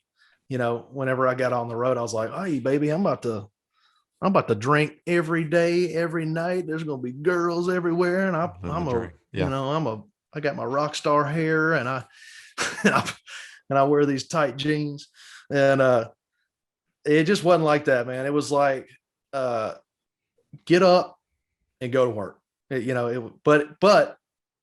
the good thing about that was your work is really, really enjoyable. Yeah, you know what I mean? Yeah. You are really living the dream when you're out on stage. And then, of course, after the show, after our set, you get to see these icons do their thing. And, you get to be backstage and watch these guys really in their element and see how they conduct themselves on and off stage. It's pretty impressive. But there's one story that's pretty funny. And it was not funny at the time. It was actually pretty horrifying. When I first joined the band, I had this, how a lot of guitar players have their signature thing. Alan Jackson, his signature look is with that hat. Zach Wilde has the signature target bullseye on his deal. Randy Rhoads had the polka dots. Everybody's got their own little thing. Angus Young wears the schoolboy outfit. So my thing was going to be, I decided barefoot. I'm going to play every show, no shoes. Don't ask me why I thought this was a good idea, but I thought that'll be so cool, man. Everybody will be like, hey, that's that dude that plays with no shoes on. That'll be my thing. It was a giant mistake. Ronnie Van Zant style. Yeah. So I was, that was going to be my thing, and I was going to be the barefoot guitar player. Well, that all came crashing to a halt one night because I'm barefoot and I'm going to get out there and do my thing. Well, they're about to announce the band, and we're backstage, and, there's all this elaborate stage decor, trusses, risers, you name it, they got it. And the lights go down. Ladies and gentlemen, the band, Perry. And we're all supposed to run out there. So I take off. And when I tell you I smashed my foot, I smashed it against the base of a light truss. Ooh. And you know how those, I mean, it's a plate steel. Yeah. And so I crunched my foot full run, just against the base of that light stand. And it was one of those instances where you remember when you're a kid and you get hurt, but it doesn't hurt at first. And you know, this is about to really, really hurt. You know what I mean? And it was one of those situations, and I did it. And I remember thinking, well, this ain't going to be good. This is fixed to kick in as I'm hitting the first note. And buddy, it did. And the lights came up and I can remember not wanting to look at it. And the lights came up. And so what I did instead is I looked at everybody on the front row that had kind of crowded, that had rushed the stage. And I noticed some faces. And there was a few, you know, young girls on the front row. They're like, yeah, yeah, yeah. Oh. It was kind of one of those deals. It's kind of like one of those. Look. And I look down, dude, and I'm standing in a puddle of blood. Like there's blood all. Oh, it looked like somebody had butchered a deer on stage. There's blood all over my pedals. Somehow it's gotten all over my shirt. I don't even know how that happened. And it's everywhere. I mean, it looked like a freaking Rob Zombie show, and we're up there playing pop country, you know? So anyway, all I'd say, that was the beginning and the very end of me being the barefooted guitar player of Nashville. I've jacked my feet up so bad, dude. They look like hamburger meat. And I had to, like, you know, it was one of those situations like, well, dude, you need to go to the hospital? And I was like, I don't think so. I mean, I don't think anything's broken or anything. Just, you know, let's just wrap it up and move on. But funny to think about now, not so funny when it's, you know, when you're standing in the pool of your own blood and you're in front of, you know, several thousand people. Well, were you able to finish the set? I finished it, man. You know, I was probably white as a sheet. Yeah. But I finished bleeding out. I was probably bleeding out on stage, but I finished the show. It was interesting to say the least. For dedication. Hey, yeah, that's hardcore. Yeah. That's mad respect. I was more embarrassed than anything. I was afraid of acknowledging it. Right. And people noticing me acknowledging it. You know what I mean? So it was more like, it was like, you know, like when you're a kid and you fall down the stairs and you get up real quick and you make sure that nobody's looking. You look around and see if nobody's looking. Kind of one of those things. I was like, inside I was going, but outside I was like, yeah, no big deal. Ain't no big deal. Yeah, I'm bleeding out on stage, but it ain't no big deal. Squirting kids in the front row in the eye with my foot blood. It was awesome. The band Perry, and I don't know, you know, and you can tell us maybe how all of that ended. So I'm assuming, and I remember you telling me about it before, but maybe a lot of the homesick feeling and just. Yeah, man. You know, it was kind of one of those. It's kind of one of those situations where it had run its course and everybody knew it. You know what I mean? There was our very first drummer that we had was a good friend of mine. And I had gotten him the gig. And so he got let go a couple months into the gig. And it wasn't that he's a bad drummer. He's an incredible drummer. It just wasn't the right fit. And, you know, I sort of lost my comrade, you know what I mean? Of course, was great friends with the Perrys and was great friends with everybody we brought on to play, but that was my boy, that was my Brookhaven guy. And was that Bret Hart? That was Bret. Okay. Okay. Yeah, that was Bret. Boone later came and played with us. So he's also a Brookhaven boy. It's weird, man. All these Brookhaven guys playing with them. Boone was who replaced Bret. Okay. But so Bret left, and I love Boone too. I had just an absolute blast playing with him. I had already been friends with him prior to the band Perry. But, you know, Bret going home, it really, depression is too strong of a word, but I was just sad. I was just sad about that. And I just kind of really got into my own head, and it became one of those deals where I woke up and I was kind of dreading doing the next gig, as weird as that may seem. I was kind of dreading playing the same songs night after night, and it really had just worn on me in a very short amount of time. And so, I made those feelings known, and it was kind of just decided, hey, it's probably the time for you to go home. And it was, and I said, thank y'all for everything you've done for me. I appreciate it. Hope y'all, wishing nothing but success for you guys. And of course they went on to have a very successful career. And I went and did my own thing. And another facet of that was I felt very, very kind of creatively stymied. Does that make sense? I'm playing, I'm a creative guy, and I'm a songwriter, and I love to write songs, and I love to write music, and I love to study music. And I was night after night, every night for a solid little over a year, was playing somebody else's tunes. And of course, the irony is not lost on me that that's basically what I'm doing now, but I'm doing it on my own terms. You know what I mean?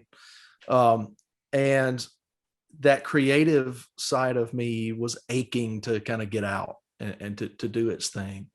And so whenever I left the band and came on back home, that's when I decided to start Topher Brown, the family business. So I had come from the Colonel. I had left the Colonels to play for the band Perry, and the Colonels had moved on. The Colonels had moved on with a different lineup, and they were still going and doing their thing. And so when I came home, I had to have something.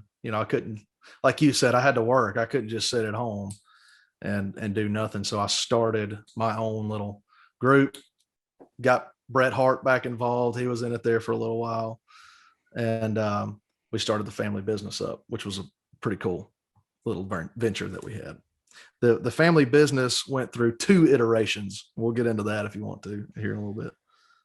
Well, I saw when I was looking up a lot of this stuff on the band Perry, I didn't even know it. I know they were doing really great there for a while, but then 2018, it looks like they totally changed and went like pop or something. And like now they're like just independent, and like it was kind of weird. And I'm not trying to down them in any way, but it was right. They started releasing independent stuff, and I was looking at the videos, and I was like, what is this? It was like weird sounding, compared to what they were, killing it with there for a while. Right. And to be honest with you, I'm not real sure. I'm not real sure the decision was made to go in that direction. I do know that they had / probably have tons of respect and love for Taylor Swift and what she's done in the industry, and she kind of also followed that same career path. However, it seemed like maybe the timing was a little off for the band Perry. I think this is my personal opinion, and I got nothing but love for those guys. But my personal opinion is maybe they jumped the gun on that. If they wanted to cross over and go pop, I think that they needed to sow some more roots as an established group before they, because Taylor Swift was years and years into her country career before she ever crossed over. She was a country singer songwriter for years before she was even popular as a, songwriter and a country artist. And then she crossed over when the timing was right. I think they wanted to do somewhat roughly the same thing. And I obviously don't want to put words in their mouth, but they wanted to kind of go that same route. And I don't know that, I don't know if country wasn't really their thing. And they felt like it was time to do what they wanted to do. And I don't know, man. I don't know why the decision was made to do that. I'm not sure. And to be honest with you, I haven't really kept up with them career wise, in a long time, but I know that they're not in the country industry anymore, which is kind of sad because, If I Die Young was such a masterpiece, Sure. and it was what put them on the map. And obviously you don't want to just carbon copy what made you successful and try and replicate it like, Nickelback or somebody, but you want to stay true to yourself as an artist and what made you an artist, at least. Like AC/DC.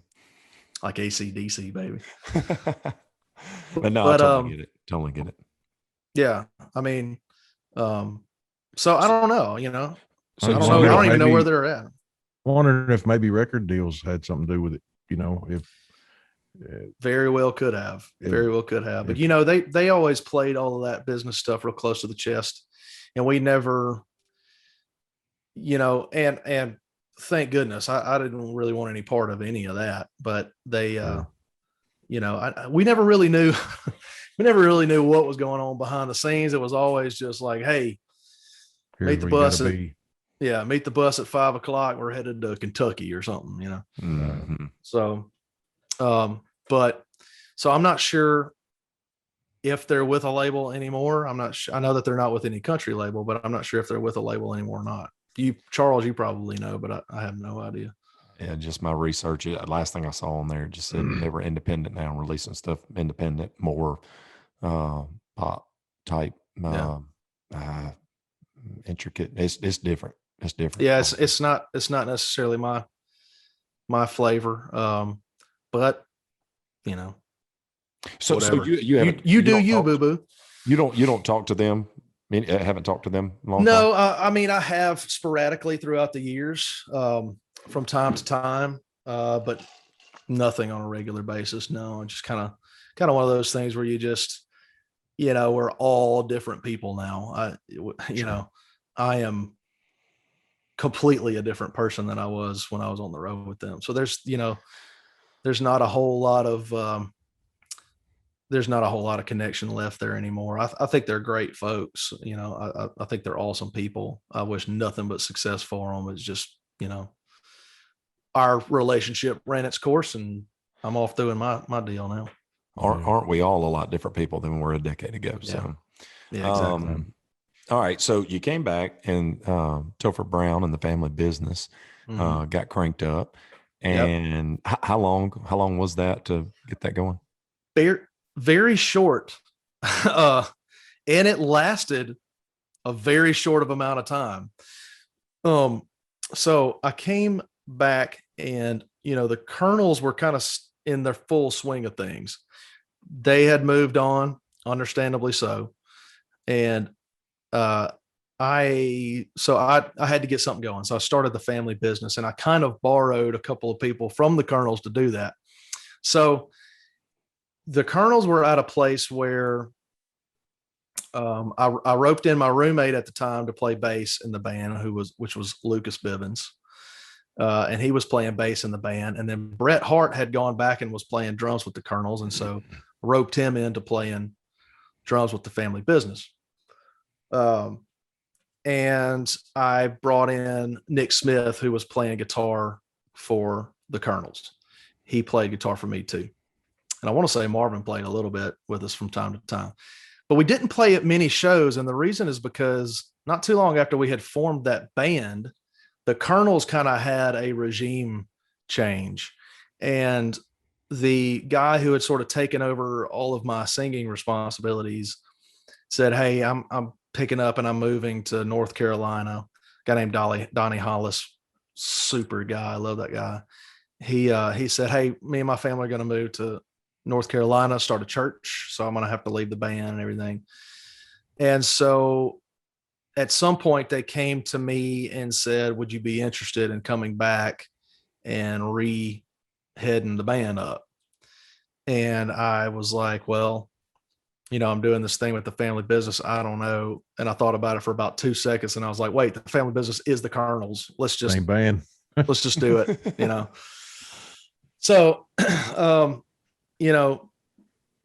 that's when the Colonels became, to me, in my mind, to be honest with you, that's when the Colonels became the Colonels. You know what I mean? That's when we really were like, okay, if we're going to do this, let's stop screwing around and let's do it. Let's go all in. And that's what we did. We got organized. We got our set list together. Marvin was doing the majority of the booking, and Marvin I don't know how he gets some of the gigs that he gets, but he gets them. Mm-hmm. And he'll just pop up and be like, hey, I got us a gig in Destin tomorrow. And we're like, all right, what time we got to be there, And so that's when the Colonels really came into their own. They became the Colonels. And we didn't go through, we had a couple of personnel changes in that iteration. Charlie Townsend was playing bass at the time. And after I rejoined the band, wasn't too long where he decided he was kind of tired of playing music, so he wanted to get out of it. So we turned around and we gave the position to my roommate, Lucas Bivens. Big Lukey, as he is affectionately known. Yeah. And so at this point, it's myself, Marvin, Nick Smith on guitar, myself on guitar, Lucas on bass, Marvin's wife, Jessica, singing. And we had another drummer named Nick Bridge, who's from around here, Brookhaven. And that's when we really said, let's kick this thing into high gear and let's just blow the doors off of these places. So that's when we crafted our oh crap set list, where every song was like, I can't believe they're attempting this song. You know what I mean? We're playing Maroon 5 and Adele and, stuff that you didn't hear a lot of top 40 bands playing at the time. And, I say this with no ego in the game. I feel like we were one of the first to kind of breach that gap, to say, hey, it's not just about playing the old standards. We got to keep it fresh. We got to play stuff that nobody will touch with a 10-foot pole because they can't look at you because they feel like they can't sing it, or, they feel like they don't have the chops to do it. We want to learn the songs that are too difficult for other bands to do, but that are popular. We don't want to be doing a bunch of Dream Theater songs when nobody knows what we're doing. So I felt like we were kind of on the leading end of that in terms of bands go, and that gave us a little bit of an edge.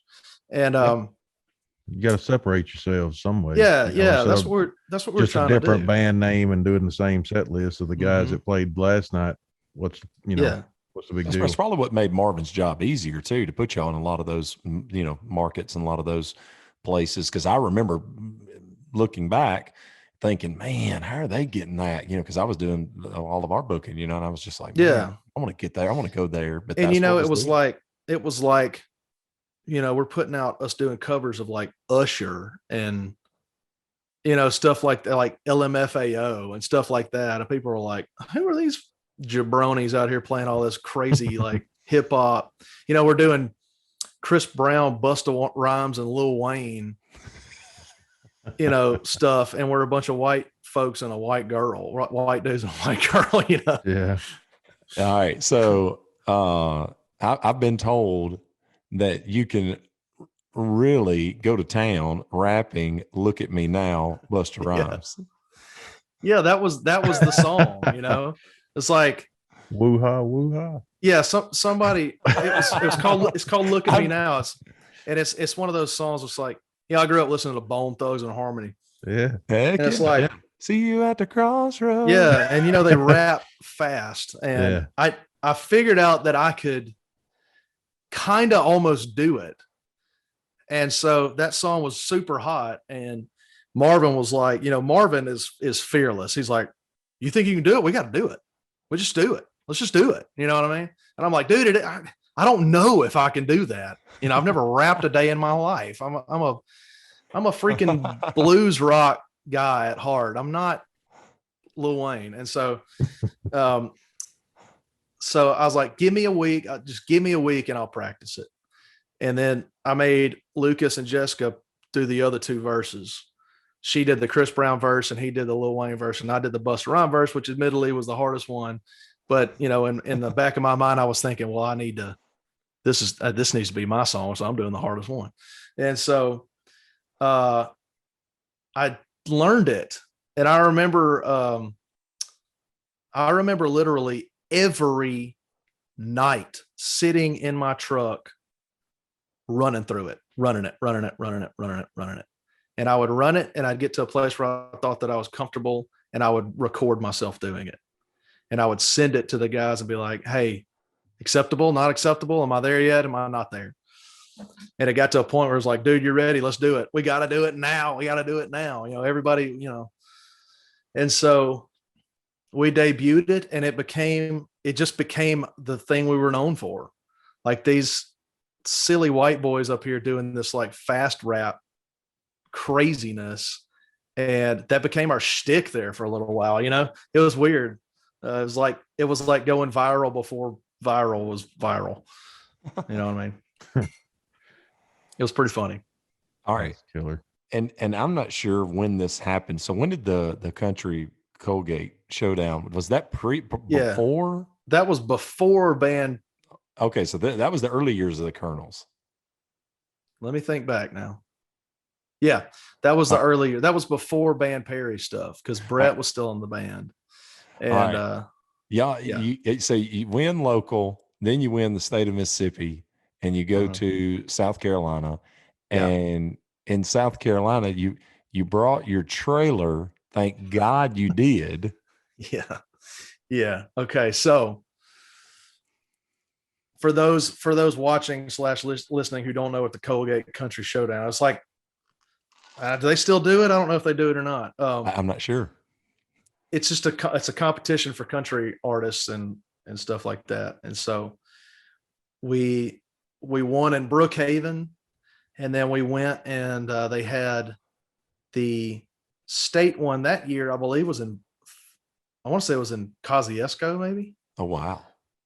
And there's like this little event center / cow barn, and that's basically where we did it. And funny story, Nathan Spears' band that he was in at the time, Rico and the Border Patrol, were in that competition and competed against us. Oh, dude, I was going to bring Nathan up later, but we had not met up to this point.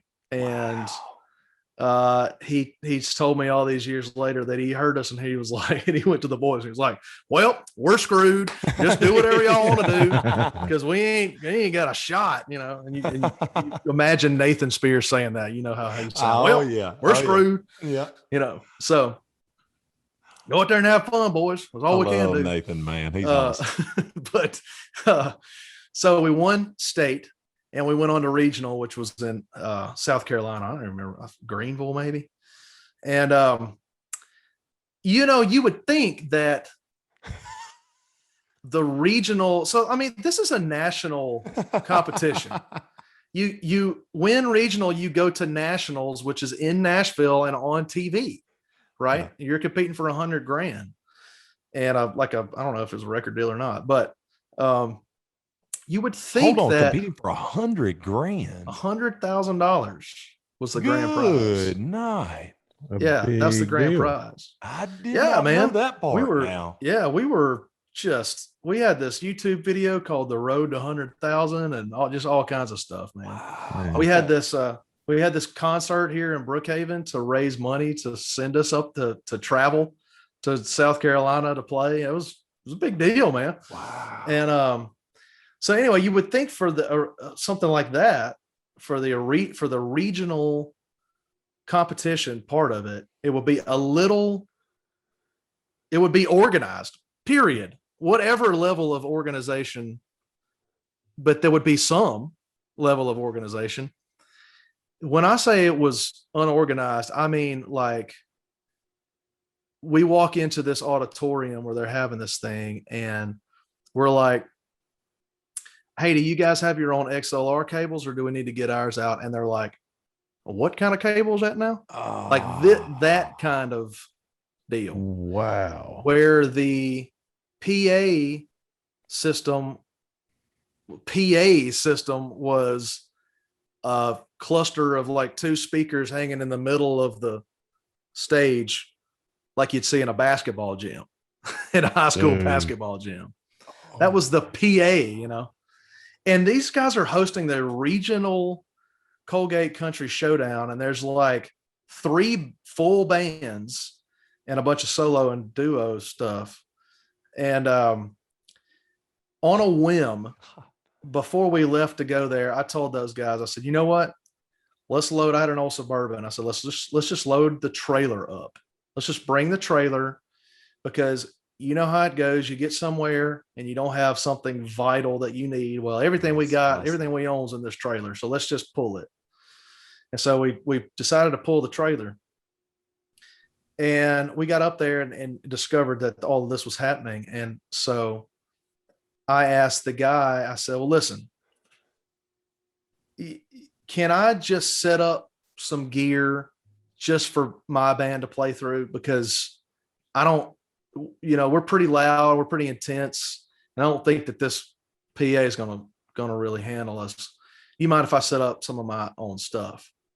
And he was like, no, man, actually that'd be great. As a matter of fact, how'd you feel about everybody using y'all stuff? I knew that was going there. Yeah. So here we are competing in this thing, and I'm running sound at it all of a sudden. Tell me they paid y'all for that. Oh, no. No They didn't have money to buy a PA. How are they going to pay him to run the sound? Yeah, exactly. Oh my God. So get this. We came in second place. Oh, no way, man. All right. So there's a video of this on YouTube somewhere. We rocked this place. All right, man. We had them on their feet. One of our songs is at 120 BPM and it's 4 on the floor. I mean, it's banging. And we had them up, we had them clapping, we had them going as an original song. And they ate it up, and we walked off of that stage probably more so than any of those other competitions we had done. We walked off that stage, we're like, yeah, we got that in the bag. That's in the bag, baby. And they came out there and they gave us second place. And one of the to this little girl who was from there, which was fishy, Okay. And then one of the judges came up and was like, man, I'm just gonna be honest with y'all, I feel like y'all got screwed. He said, actually, y'all wound up tying in points, but instead of doing a tiebreaker, what they do is they go back to certain categories on their score sheet, and whoever had the higher point on that specific category is the one that they determine was the winner. Oh, that's how they determine the winner. So we wound up, I don't remember what the point tally was, but let's say it's 50 points. We both had 50 points. And so they went back to like stage presence or something. And she had a 9 and we had a 8. And so she won. That sounds like some Hazard County stuff. Like Boss Hogg had on the exactly. detour everybody that was doing the competition to this little shithole. Yeah. While there's people like with a big nice PA and stuff waiting across town. Like, where's everybody at? They ain't gonna do it. Just sabotage the whole thing. Well, needless to say, I'm not too happy about any of that. I mean, here we are. Sure. Here we are. I'm not getting compensated for jack squat, and I ran the show. Yeah. I ran sound for all these people, and I ran. I'm sitting here in retrospect. I'm like, why didn't I sabotage every single one of them? Why didn't I just crank 10K on this person's mic and just let it ride? Or load it up right after y'all set. Yeah, you guys are on your own. Yeah, exactly. But well, man, there was politics. There's politics even way back then. Sure. That's the way those things work. Crazy. That's the way it works. All those competition shows, man. It's always something like that. Well, but that's a testament to you, are, dude. And Mm-hmm.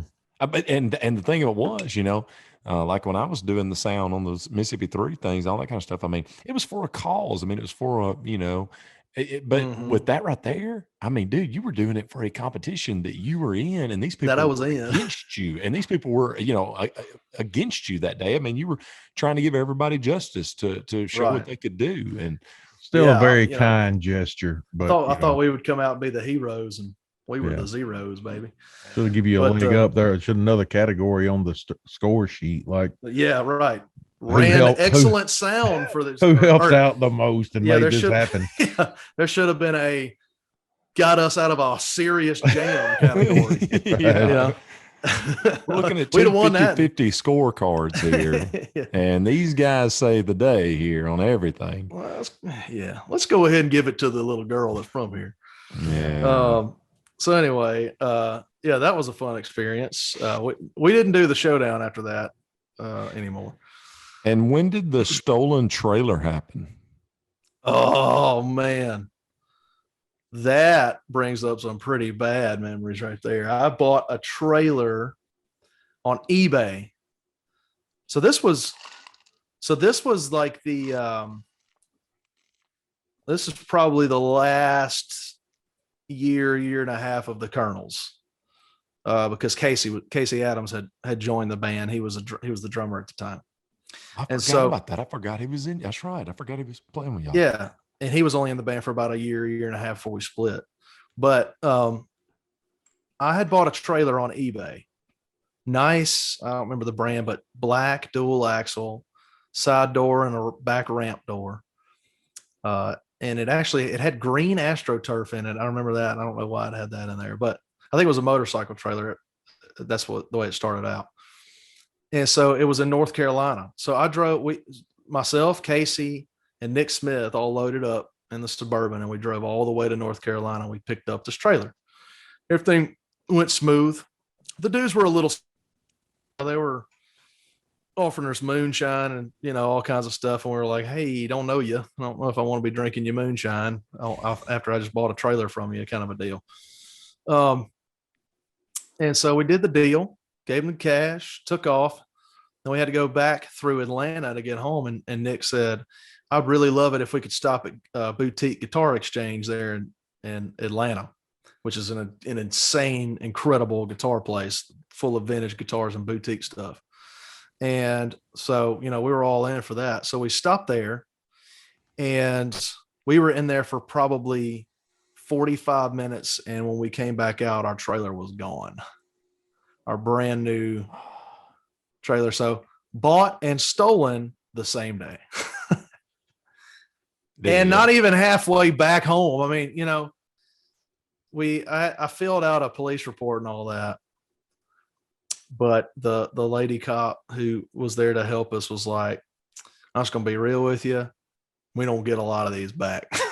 And I was like, cool, great.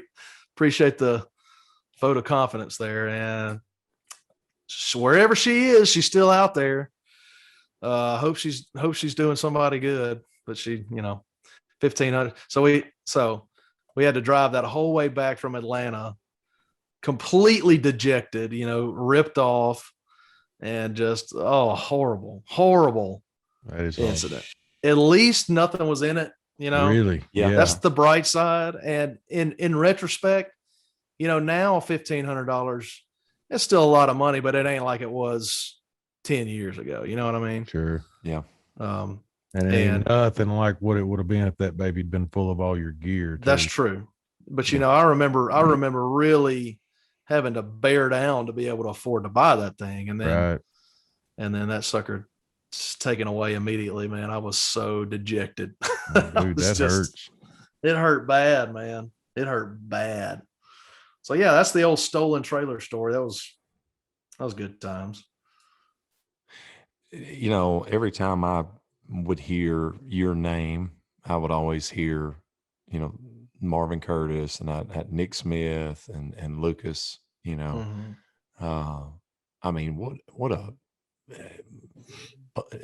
very talented people right there. But it's you, Nick, and Lucas are all from Brookhaven. Mm-hmm. Now, Yeah. where's Marvin from? He's originally from Vicksburg. Yeah. Okay, that's right.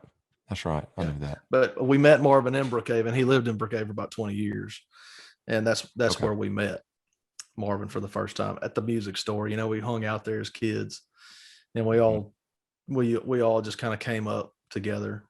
Marvin was there teaching, and the way Marvin came to be in the Colonels, you'll have to ask him about this one day. But we had a keyboard guy that was our original keyboard guy, and he had to quit. He was going out with another band, a touring band. and I asked Marvin to come play a fill-in show or something, and it was at the Hill in Jackson. Do y'all remember the Hill? I remember hearing about it. I didn't. Dive bar. None of us had any business being in bars at this point in our lives. We were all green and didn't know anything about this life, and Marvin certainly didn't. And that was the first bar gig he ever played, and it was rough, man. It was a rough place. We were rough playing all that stuff that we had no business playing, and it was pretty interesting. It was pretty funny the way he kind of grafted himself into the band. But that started mine and Marvin's musical journeys together. It really kind of set the wheels in motion. But after the Colonels disbanded, everybody kind of went and did their own thing. I started the family business back up, and that's when the family business actually had its little heyday run there. Marvin went and played with Chad Wesley Band. Lucas went to the Jason Miller Band. Yep. And Casey went to, I think, Splendid Chaos, maybe, at the time. And Nick went to doing all studio stuff pretty much all the time. Correct. Yeah. And Nick actually came and played with me in the family business, and that was kind of mine and his deal there for a while. And we kind of rode the Colonel's coattails a little bit. We would go and play a lot of the same places that the Colonels played, kind of using the same mentality and stuff like that, just a different group. And had some pretty moderate success with that. I mean, we played the Swamp down in Destin a good bit. We played the Tickfall 200 down there on the Tickfall River in Louisiana, which was a big giant event, and we all did that based off of the success that the Colonels had. We had a good booking agent named Joe Guida with More Music Group. Yeah. And Joe's a great guy and an incredible booking agent. And he kind of just picked up the family business where the Colonels left off. And so we were really able to go and do a lot of really cool stuff. But, Marvin and I just have this weird way of finding each other again. So let me see if I can make a long story short here.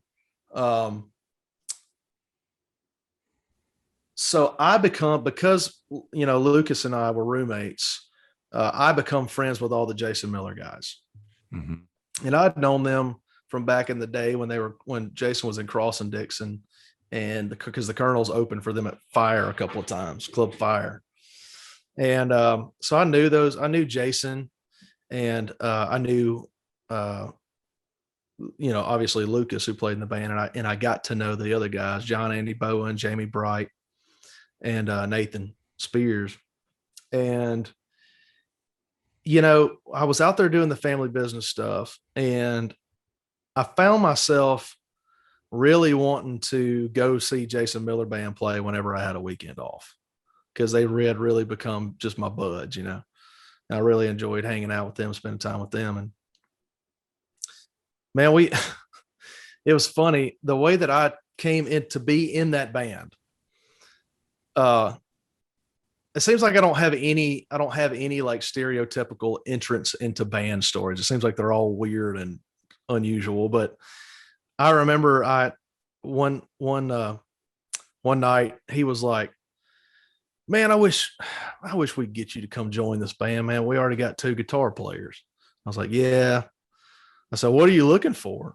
He said, "Well, we really need a keys player." And I said, "Give me a month.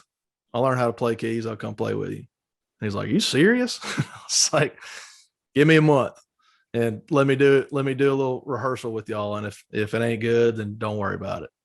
And so over the next of the 30 days, I bought a keyboard and I just woodshedded for hours and hours and hours and hours. Had you done any piano playing previously?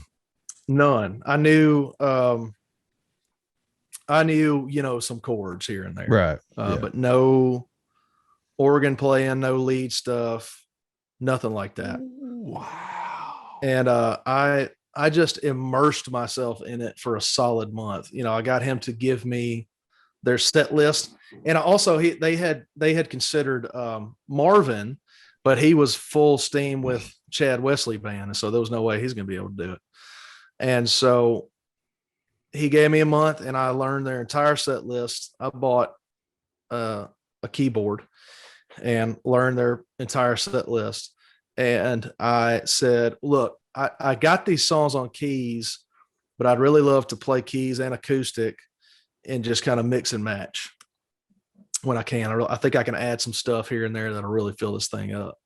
And of course, singing background vocals. And so I did a couple of shows with them and it just went awesome. And it really felt good for me because I had always been the front man, except for with the band Perry, but it had been a long time since I've been with them. And I'd been the front man of everything. And it was like I had this weight lifted off of my shoulders. And I was very much like, okay, I love everybody in this band. I get along with them so well. One of them is one of my very best friends, in Lucas. And I have a blast. Every time I play with them, I have an absolute blast. I think I can handle being the background guy. I think I can handle sitting back here, singing some BGVs and come out and do my little Tennessee whiskey and then turn around and go back to my station back there. You know what I mean? And man, what an amazing time in my life. Somewhere along the way, I met my wife in there, you know, and met her at a gig that I was doing solo, and made some lifelong friends. You know, of course, Lucas is always going to be my brother, but made some other brothers, Nathan and John Andy and Jason and those guys, and Jamie. After Lucas left the band, Anthony Daniels came and started playing bass for us. And it's funny how all this stuff connects, you know. Anthony was Chad Wesley's bass player, but Anthony, whenever we would travel down to go to Key West, Florida and play, Anthony would come and play with the family business and be a fill-in bass player. And it's weird how all these things are connected, because then I joined the Jason Miller band and the family business isn't really doing anything anymore. Lucas quits the Jason Miller band and they come to me and say, hey, do you know any good bass players? And I said, matter of fact, I do. And Anthony joins the band. I mean, you know, it's just like all this serendipitous, you know, kind of stuff going on here and there. Behind the scenes, over in another part of the world, Marvin has quit the Chad Wesley band and he's joined up with this guy named Blake Scaffadel, and they've created this dueling piano show called Rockin' the Keys. Yep. And they're kind of taking the area by storm. I remember going to see them with my wife at a Mexican restaurant and being like, whoa, this is way outside the box, you know. This is cool, man. Just the two of them, you know, doing that dueling piano thing is really cool. One thing leads to another, and it doesn't work out for them. They split. And so Marvin and I have always kept in touch. We've always been so close, you know. And so he comes to me and says, at the time I was working at a church in Brookhaven, at the church I am now. And he was playing with me from time to time on Sunday mornings, just to give us an excuse to play together a little bit. And I also offered him an office space at the church to teach lessons. He was teaching piano lessons, and he had left the music store and he needed a place to teach. And I said, we got a spare office. Just come use the church. I'll give you a key. Come use the church. You can teach your lessons here. So then I started teaching lessons in the office adjacent from his. And we just started hanging out more and more and more. So he comes to me and he says, listen, I split up with Blake and I have all these dates booked and I have no idea how I'm going to do it. I have no idea how I'm going to cover these dates. I guess I'm going to have to cancel. And I said, well, I mean, if I'm free, I can come cover some of them, you know. If we're not playing, I come do a couple of them with you. What do you got? You know, so we looked at the calendar and picked out 3 or 4 dates that I could come and play. Let Jason know, hey, I can't be there. I can't, if you book something, I'm already booked on these dates. And we went out and we did the first show. And I think that's the first time we called it Keys versus Strings. And I just remember being like, this is like uncomfortable in the best way. Like this is pushing me musically because it's request driven. And, you know, a lot of these requests that I'm getting, I've heard them before, but I've never played them before. And so I'm like learning songs as I'm playing them. Jump. Yeah. And it was unlike anything I'd ever done before. I mean, it was just so unique, and it was different from what him and Blake were doing. You know, it was a different dynamic altogether because Marvin and I already had so much chemistry to begin with. It was like a continuation of everything that we had been doing throughout the course of our respective careers. And it felt so natural and so easy, even though it was, you know, sometimes really difficult to pull these songs off. It was so much fun, man. I mean, it was just, I had not had fun like that in a long time being on a stage. I mean, we're talking about playing little restaurants in front of 20 people, and, you know, they're seeing us. They know that we don't know the songs very well, but we're trying it anyway. And oftentimes we surprise ourselves at how good we did on it. You know what I mean? It's just stuff like that. You kind of look and you're like, man, that wasn't too bad. And we did about 2 months worth of shows. And I was talking to him one day at the church, and I was like, man,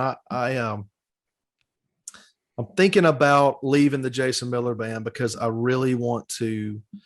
I don't really want to leave the Jason Miller Band. First of all, I love it. I kind of feel foolish for even entertaining the idea because I got it so good over there, those guys.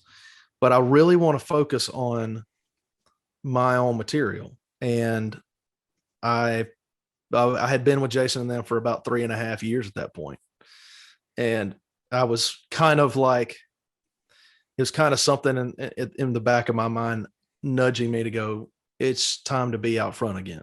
You've spent 3.5 years behind a front man, one of the best, and it's time to step out front again. And, you know, I had to sort of make that commitment right there on the spot, or else I knew that I wouldn't do it. You know, I knew that I would rationalize why I don't need to do that. I just need to, I'm comfortable, making pretty decent money, love the people I play with. Why would I ever leave that? You should just give it one more year. You know, I would have made some rationalization in my head as to why I shouldn't do it. So I just had to do it. And, you know, had the meeting with those guys, and they were all just so incredibly supportive, and, you know, hugs and tears and all that mushy junk. And so I go back to Brookhaven, and I'm sitting there with Marvin after teaching a lesson one day, and I'm like, well, I don't know what I'm going to do, man. You know, I've just quit a band that is pretty dang steady and is getting pretty good work. And as of right now, all I'm doing is church stuff and teaching lessons. And he was like, well, man, if you want to, I can book some of those keys versus strings gigs. I mean, I could book a few here and there. And I was like, yeah, man, go ahead, book some. Let's get some books on some stuff on the books. And so he started booking some gigs, and we started finding our rhythm as a duo, as you do. You know, you learn each other's. One of the things I've been incredibly blessed to be able to do is to play with guys who can intuit really well. Nathan Spears is one of the best drummers and musicians, frankly, I know, that can feel a change before the change happens. You can give him a look or adjust your playing dynamic in such a way that he picks up on it and he changes where he's going. It's an unwritten, unspoken language is what it is. Well, Marvin and me are like that. You know, that we can, and there are very few people that I know that can do that. And I've been lucky to find a bunch of them to play with. And Marvin's one of those guys. And so we just kind of started learning each other's quirks, and we started learning how to have fun with each other on stage, poking each other from time to time. The audience really seemed to like that. They seemed to kind of like the humorous side of it. They like to kind of see us squirm a little bit when we didn't know a song very well.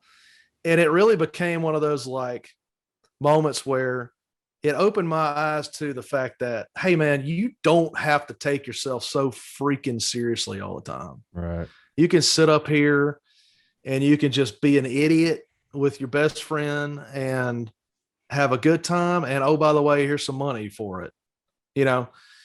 And that's how Keys versus Strings came about.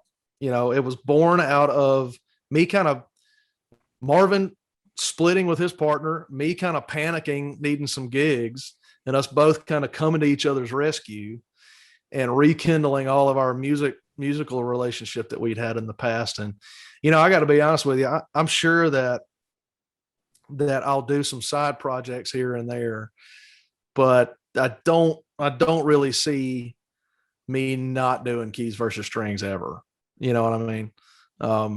It's just one of those things where we've created such a family bond with not just me and him, but our families, you know.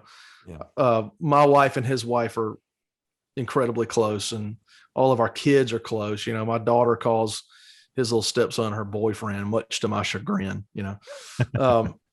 But that's just kind of the way it is. And I know that I'm not going to ever find, you know, I'm 38 years old, and I'm kind of like, you know, I know that 38's not old, but it's old enough. And I'm like, becoming a little bit set in my ways. And I'm like, I don't like change. You know what I mean? Yeah. And, it's just becoming solidified in my mind that, hey, and I think it is with Marvin too. Hey, let's just be business partners, playing partners, and we'll do this for as long as you want to do this. But when we're done, I'm probably done. You know what I mean? Yeah. It's just kind of one of those situations where I don't know that it gets any better than this. I don't really care to find out. So if we ever fizzle out, that's probably going to be it for me. Well, it sounds like, you know, as much fun as you guys are having, even if you focus in on something you're doing or do the other side, you've got that in your back pocket, both of you. You know, you got a gig if you don't have nothing else going on at the very least. And Marvin's just incredible about he's really encouraging to me. He's a bit like my rock. It's, you know, I don't have a bigger cheerleader than Marvin Curtis. I mean, that's just true. He always talks about, you know, he's always on me about releasing original material. Man, when you gonna get that stuff out? You got #1 hits on that computer of yours. I know you do, you know, that kind of stuff. And, you know, but with the exception of my wife, he's my biggest cheerleader.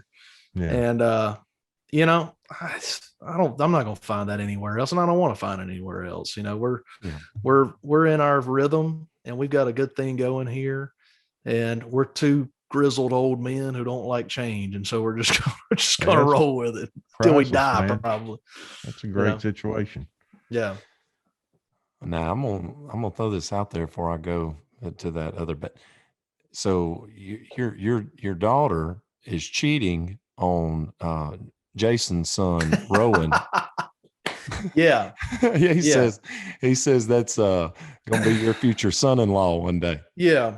Yes, that's what he thinks. See, he's always said that.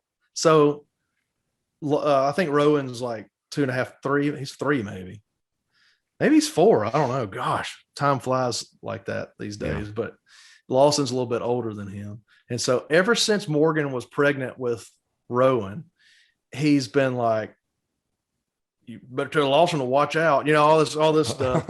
And I'm like, whatever, dude, that is never going to happen, blah, blah, blah. But to this day, he's like, anytime I talk to him, how's my future daughter-in-law doing? I'm like, I'm going to break your knees, you know. That sounds but you know, I don't know. If it does happen, that means that Lawson's into bad boys, and I just can't have it. I refuse to have it. That little son of a gun. But I mean, the Rowan,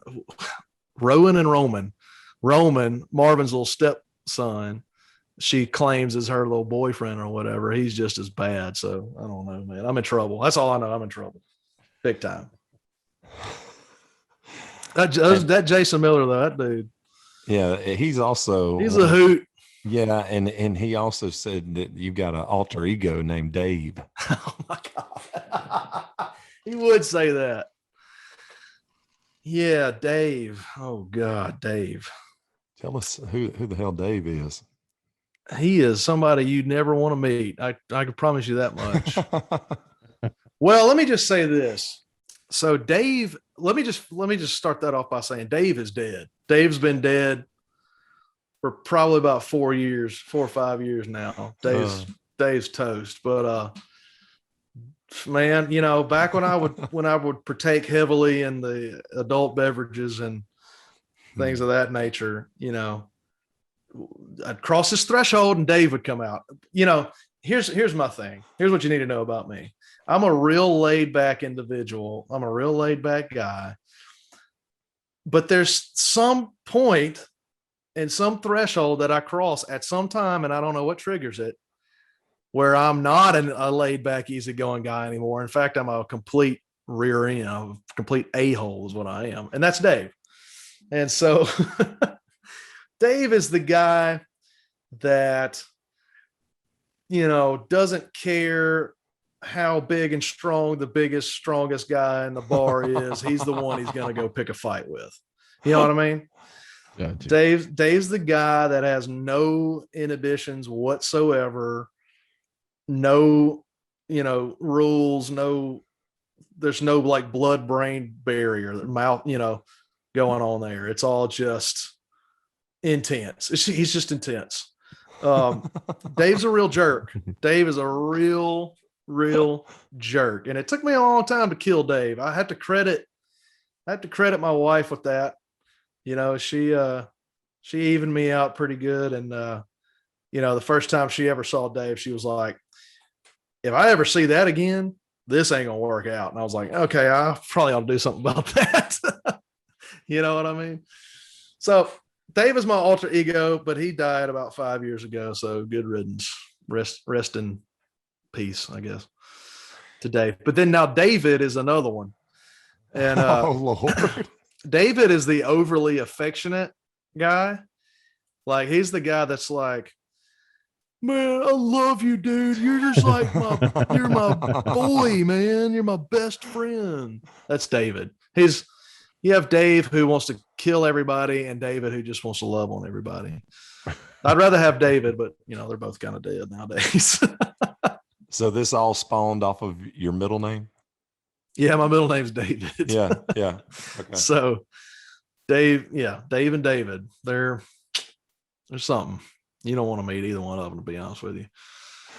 That's kind of like when people call me by my middle name, which is actually what I, have went by for my whole life up until the whole frontman thing. And people say Derek, and people be looking around. Who's Derek? Yeah. Yeah. Or when people call me, what's up, man? when people call me Chris or Christopher, everybody's like, who's that? It's weird. It's pretty funny. And even now I'm like, who's that? The only people that call me Christopher are my mom and my dad and my in-laws, funnily enough. So tell us about this time that Ron White was on stage with y'all. Nice. So this is a couple of years ago, I guess. I think it was either 2018 or 2019. I can't remember. So we're playing at the Tickfall 200. That's down there on the Tickfall River, but it's in I want to say Livingston, Louisiana, maybe Covington. Maybe I'm getting those mixed up. Down there past Hammond a little ways, and awesome crowd, huge crowd. This is it's a big poker run they do on the river. These big multi-million-dollar boats and all of these big wigs are there. Like the head of Coca-Cola was there and, all this stuff. I should have asked him how it is that I need to be less white, or how that's possible.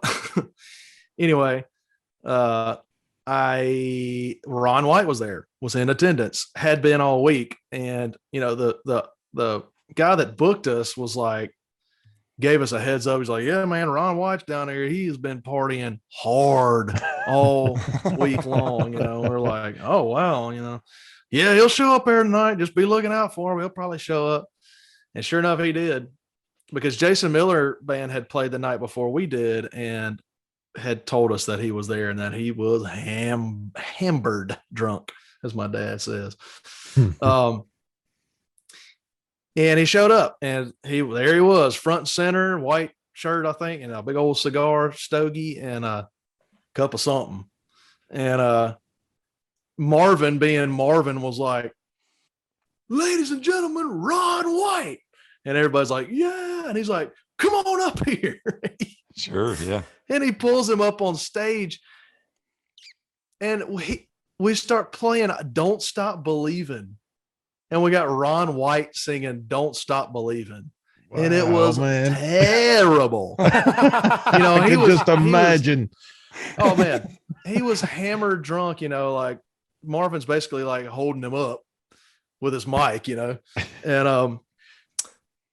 I've got him loud and proud in my ear monitors.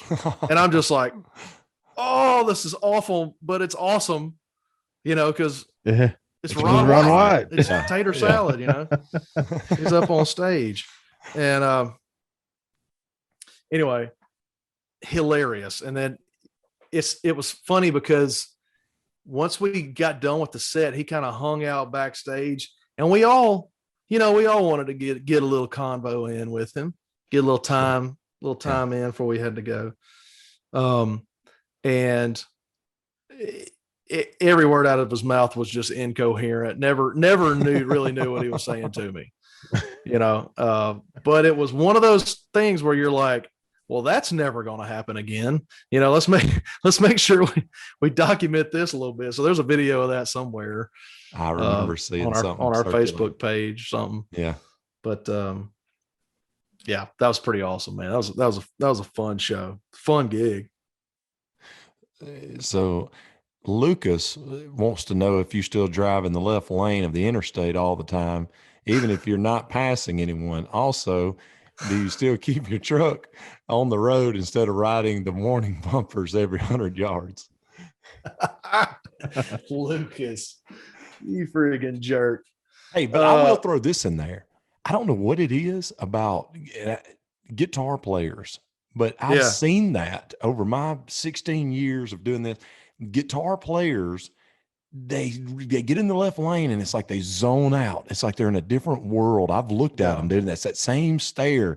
And it's like, dude, you do realize your windshield wipers have been on like it hadn't been raining. It hadn't been raining in 45 minutes. Or you're lighting in the left lane and people are coming around us like giving me the bird and like honking their horn. Well, we what got riffs in our head, man. You got zone out. We're such deep philosophical creatures and beings. I guess so. We're on another plane, man. We're solving the world's problems while y'all are mad at us for being in the left lane.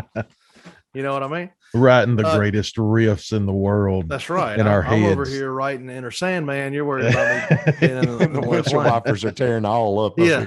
Scratching the windshield up, bare metal. So Lucas, to answer your question, my justification for riding in the left lane is that I ain't got the time to be passing these folks constantly in and out. I just stay in the left lane so I can pass them all. But also, I don't drive in the left lane a whole lot anymore. Ever since I got a car seat and a 5-year-old in the back, I stay in the right lane. Priorities have done changed. Yeah, pretty often. Not a whole lot of bumper driving, but my wife does definitely get on to me for being on my phone when I'm in the driver's seat, and I have to admit I'm pretty bad about that. So, and Lucas probably would get on to me about that too, if I had to guess. Although, Big Lukey, don't be throwing shade in my direction.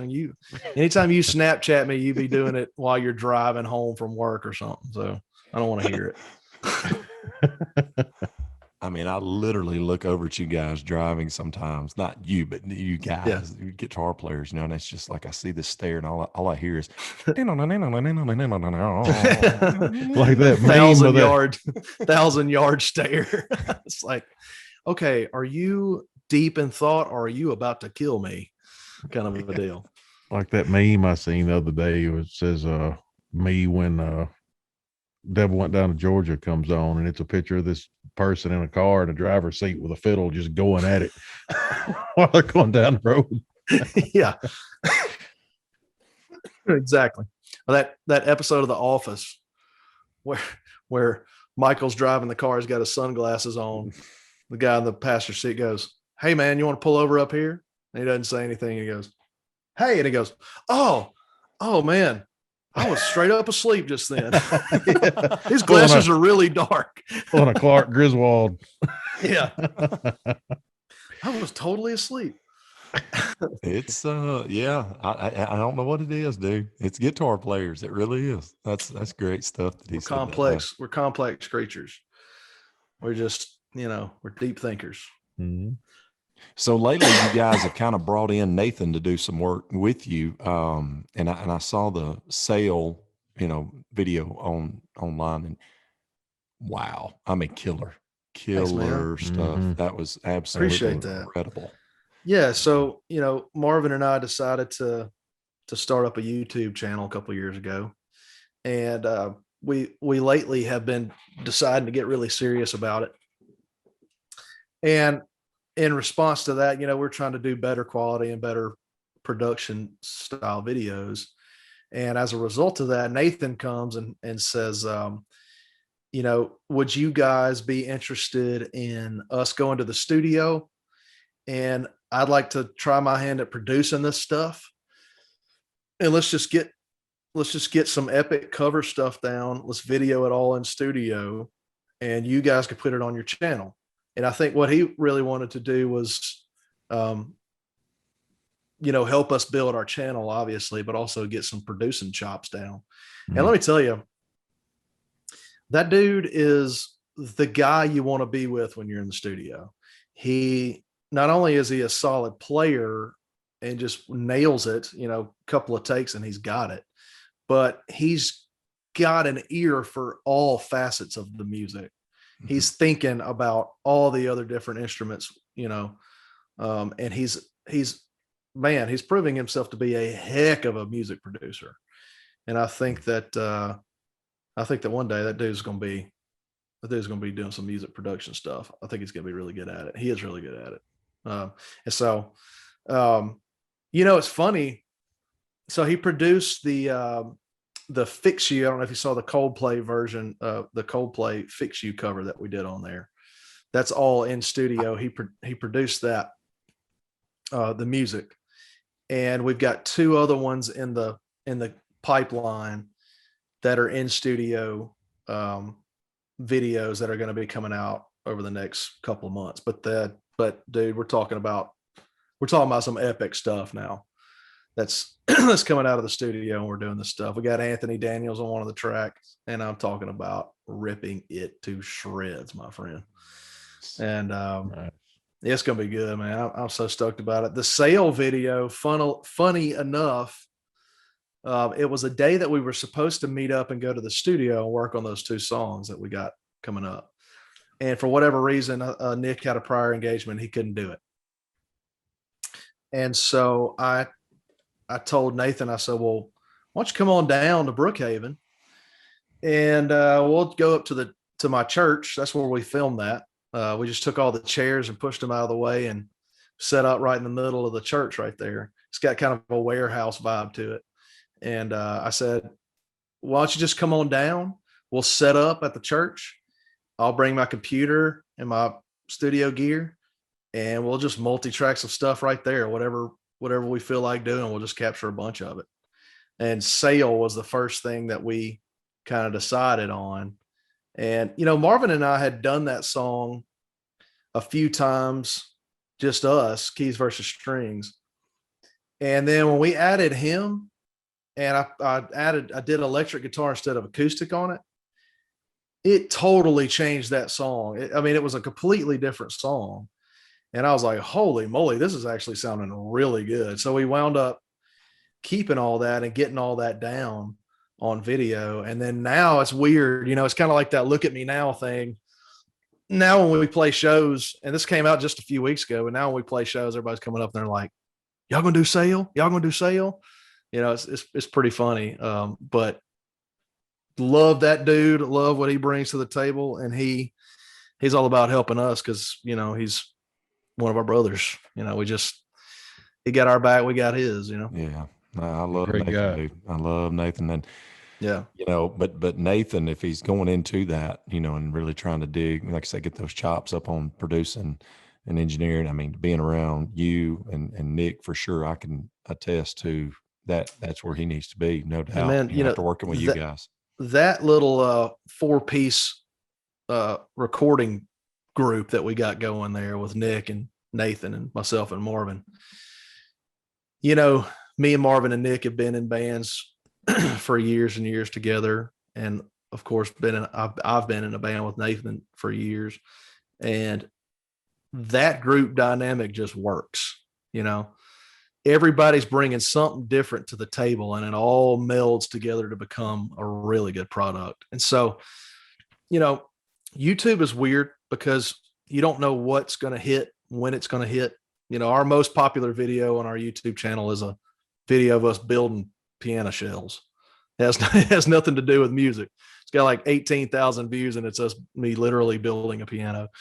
And but I feel like the direction that we're going now with this group that we've got is the right direction. And I think there's going to be some really cool stuff coming out. Look out for an original tune that's going to be coming this year sometime, hopefully during the summertime. That is, for me, probably one of the most important songs that I've ever written. And for me personally, and that's tough for me to say because I scrutinize the dog out of everything I do. But I'm really excited about it. I'm excited to get it down, and I've let the guys listen to it, and they're stoked about it. And so look out for that. That's coming sometime during the summer, hopefully. That's what I was going to ask you. If you know, with your original material, if you're already putting some of that stuff out by yourself right now, or if you were going to use this as an outlet for some of that. It's kind of up for debate right now. I'm back and forth on it, to be honest with you. Nathan kind of is kind of pushing me in the direction of putting it out under my name, and I'm kind of, you know, Marvin and I are partners in everything that we do, and I just assume put it out as KVS, and us just kind of carry the torch that way. And I think that's probably the direction that we'll go. I think we'll probably put it out on the Keys versus Strings channel. Yeah. And let it be a Keys versus Strings song. Well, I mean, you're still getting off on the creativity and writing of it. Yes. I mean, it's always going to be your material regardless. I don't care if it's, you know, I got no interest in being the guy. I just want the song out there. You know what I mean? It's an important song to me that I wrote on the road in a hotel room. It's called Gray. And I don't want to divulge too much because I want you guys to hear it for the first time and kind of see where I'm coming from. But it's special to me. It's important to me. So I'm excited to get it out there. I can't wait to hear it, man. That's great. Well, we've talked about everything that I can, you know, that I was wanting to, but one thing we've kind of talked about here and there, but it's very, very important, is Virginia, your wife, and that support there, because we've talked about this in almost every podcast of how important that is. Yeah. If it's going to last, the one that's at home with you and building that family with you. So if you want to talk about maybe some of that. Yeah, man. I'm the luckiest dude on the face of the earth. I can tell you that much. We met like I said earlier, we met at a gig. It was a one-off solo deal that I was doing for Sneaky Beans coffee shop in Jackson in the Fondren district. I used to live over there. I was working for Fondren Church, and Byron Knight, the owner of Sneaky Beans at the time, was a good friend of mine, and he would have live music out on the porch. And I think he had somebody cancel, and he said, "Dude, can you come up here last minute and and do this? I said, yeah, sure. So I'm up there playing and singing. In fact, this is on YouTube. It's documented the very night that I met my wife. It's pretty cool. I'll have to send you a link. But I met this blonde bombshell comes and sits right in front of me at the coffee shop, her and a friend of hers. And I remember I was dating somebody at the time. And I remember thinking to myself, buddy, you need to chill out on what, on your line of thinking right now, because you're dating somebody. You need to, tone it down. Because, man, when I saw her, I was like, holy smokes, this girl is beautiful. And I couldn't stop thinking about it. I couldn't stop looking at her while I was playing. She probably thought I was a creep, and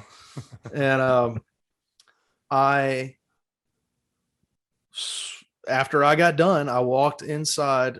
She had gotten up and gone inside. So after I got done playing, I walked inside to grab something to drink or get my cases or whatever it was. And there she was. And she walked up to me and she said, I just want to let you know that I thought you were fantastic out there. And I was like, wow, thanks so much. I'm Topher. Hey, I'm Lake. And she goes by Lake, by the way. Her name's Virginia. Gotcha. Okay. All right. That's right. But, it's I remember that now. Yeah. But she, so we met that night, and I didn't see her again for probably a couple of months. And in the interim, I had broken up with the girl that I was dating. And as call it fate, I call it, God's sovereignty. I had a little get together at my house with a group of friends from town, and she shows up with them, with the group.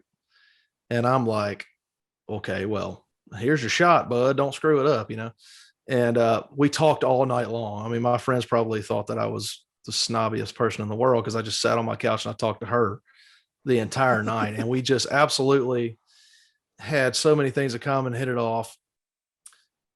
Fast forward a few days, and I get a text from a number that I didn't get her number. I don't really know how that worked. I don't know why I didn't get her number, but I didn't. And I get a text from a random number, and it says, hey, this number was in a group text, and I'm trying to figure out who it is. Uh-huh. And I said, hey, this is Topher. Who's this? She said, oh, hey, this is Lake. And I was like, I see what you did there. You knew exactly what you knew exactly what you were doing, girl. So she texted me. She texted me first, and she disputes that story, but it's true. And she texted me, and I invited her to come with me to Walmart. That's the first time that we ever hung out, just the two of us. I had to go buy some groceries. It was like midnight, and I was a night owl, and I was like, hey, I'm about to go to Walmart. What you up to?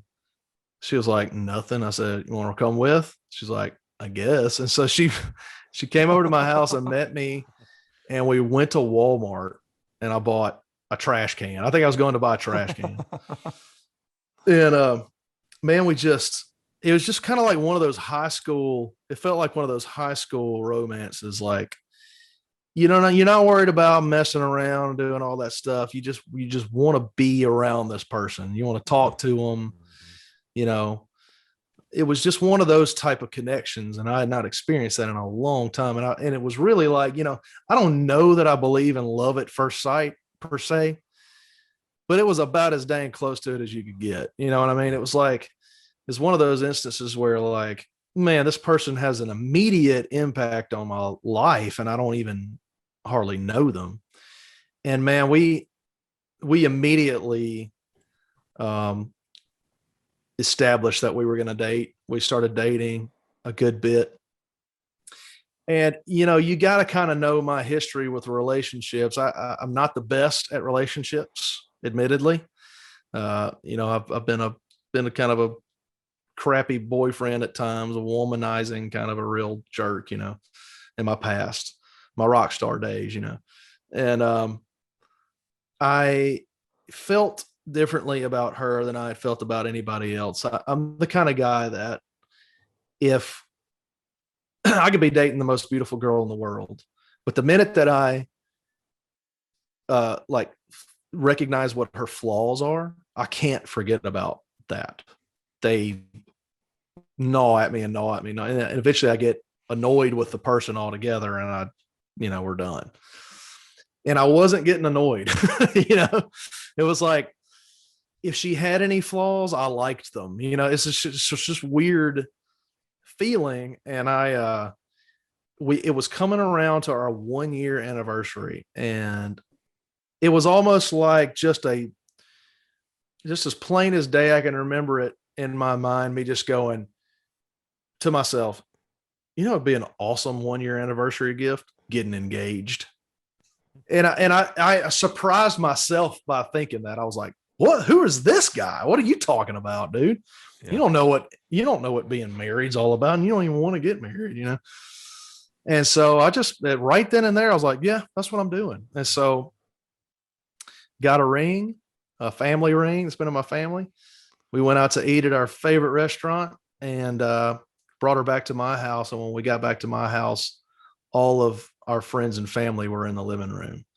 And I walked her in there, and there they all were. They all had their phones out. And she was like, what is happening here? And she turned around, and I'm on one knee, and it was, romantic, mushy, gushy, awesome stuff. Nice. And so, man, we didn't waste any time. I didn't want to have one of those year-long engagements. We got engaged in May, and we were married in September. And we had Lawson about 9 months later. Nice. And we were immediately thrust into marriage, and also thrust into parenthood, which was very terrifying and also exciting. And I remember Lake had to have a section, and I remember being in the operating room, and they were going to let me go in there. They dressed me up in the gown and the hat and all that stuff. Yeah. And I remember being in that operating room and thinking to myself, I'm not real sure if I can do this. I just don't know that I can do this. Just, just having some real doubts. And, man, I went into that room, and they got Lawson out, and they took her over to the bench, and, Lake had been operated on, so they were having to close her up. And I was the first one that they handed her to. And they put her in my arms, man, and all of that mess went gone. I mean, it was the most incredible feeling of just certainty in an instant. Like, not only can you do this, you're going to be really good at it. It's the weirdest. There's not another feeling like it. I mean, It's being a dad. I'm convinced that at this point in my life, being a husband and being a dad is really what I was born to do. And all of this other stuff is just kind of fluff. It's all just kind of stuff to occupy the time that I'm not with them, which is really weird to even hear myself saying those words, but it's the truth, man. I mean, I tell her almost every week when I leave to go to a gig, hey, what I'm doing right here is a means to an end. It's the means by which I come back home to you. And that's literally totally what I live to do. I do this job. I've been so incredibly blessed to do this job that pays me well. But then to be able to come home to a wife that loves me, a daughter that I'm absolutely adore, beyond measure. I'm a lucky man. I am a lucky, blessed individual. And I ain't a perfect husband, and my wife would attest to that. Our marriage is not without its struggles, but it is the most beautiful, to me, the most beautiful representation of what, how we kind of struggle with God, with our spirituality and our doubts and our failures and our flaws and all that stuff. We have to bring all of that to the table all the time. And it's up to our spouse at that point, whether or not they're going to accept those things and love us anyway. But we have the model because God does that for us all the time anyway. We have nothing that surprises him. We got he has no reason to love us, but he does anyway. That's kind of the way that I feel about, mine and Lake's relationship. She has no reason to love me, but she does anyway. And so, yeah, man, my family is my world. All of this stuff exists just for them. So she's always been fully supportive of your music business career. Yeah, she's been 100% supportive from day one. I mean, it's how we met. Yeah. And she knows that it's my dream. She knows that it's my passion. And because she's so supportive of me, she's in nursing school right now. She's always wanted to be a nurse. And right now I have the opportunity to stand behind her and support her in that endeavor and all that. That's filled with its own unique hardships, and I'm just relishing the opportunity to get to be able to stand back and be the cheerleader for once. It's pretty cool. It's great. Yeah, man, I've learned a ton in this podcast. I mean, a ton. I did not know, dude. I mean, and a lot of people, even though you may know somebody and you come across them and you really don't know until they sit down and start telling you the whole, a lot of the story here. I mean, even when we were, recording with you, we didn't get to go in all this kind of, this kind of depth. I mean, there was a few shared stories, but there was so much work having to be done. Right. Yeah. I like the idea of there not being an agenda. Let's just talk. I like that. I like that a lot. And what's funny about telling all these stories and kind of recounting who I am as a person is it makes me feel nostalgic, and it brings up stuff for me. And so, man, I thank you guys so much for having me and letting me talk about all the stuff I hadn't talked about in 100 years. And it's just really cool, man. I really dig what you guys are doing. It's been a pleasure listening to you talk, man. This been really great. You're a great guy. And thank you, man. Appreciate that. Hope everything keeps going great for you. Like you said, we're all blessed. I hope man. Keep on trucking like you are. Yeah, just like Paul said, just got to press on all the time. Yes, sir. And that's my deal, man. I look at oftentimes, we've all done gigs where we don't want to do the gig. It's whether or not it's a terrible place to play, whether or not we know I'm going to get home and I'm going to get zero sleep because I got to be up at so-and-so in the morning. And you just dread it, I'm the kind of person that puts my goals out in front of my problem, or rather at the end of my problem. And I look at that problem and I say, it's going to be this amount of minutes / hours until I reach that goal. And that goal for me is waking that little girl up at about 7 o'clock in the morning, getting ready to go to school. You know what I mean? Simple stuff like that. And that's, man, I've over the past few years, that's how I've tried to live my life. And it's working out pretty good so far. Not without its struggles, but man, I love it. I was wanting to say a while ago is Nathan actually said, if you guys keep doing, he said, if y'all keep doing this, you're actually going to become therapists, because everybody's getting on there. they're getting to go through their spiels and their life and everything. Dude, that's exactly how I feel about tonight, man. Lifting stuff off their shoulders, getting them back in touch with their inner self. Man, I mean, why not? We need this. We need therapy, man. Us road guys, man, we need to alleviate some weight. You know what I mean? Sure. From time to time. So, hey, I say lean into that mess, man. I mean, as you well know, a good set of ears is usually the best medicine anyway. That's right. That's right. Absolutely. So, I always ask this question. Okay. Before we go, is what would you tell? Because when we're talking about doing this, we were talking about maybe musicians who are coming into the business, or just getting going at a certain level, whatever, to be able to look at some of these people who have really been bringing the noise for certain, however long, is to tell them what you should do and look at, and what you shouldn't do. What is something that you would tell somebody coming into this business that they should do, and think about what is something main, overall, that you would tell them to not do if they were really thinking about doing this, not a garage band, but a somebody who's actually really trying to go and do paying gigs and trying to do this. I could preach on that for about 2.5 hours. Sure. I know we could have our own podcast on that, so but I'm just trying to give overall. I'm going to keep it short and sweet. You should not take yourself too seriously, but you should take your craft as seriously as you can possibly take it. Do not take yourself so seriously that you're wrapped up in your own head, but be as perfect as you possibly can at whatever craft you choose to hone. That would be my biggest bit of advice. I can be a goofball all day long, but if I am a goofball on stage and I also can't play my guitar and I can't entertain people, then I got no business being in this business.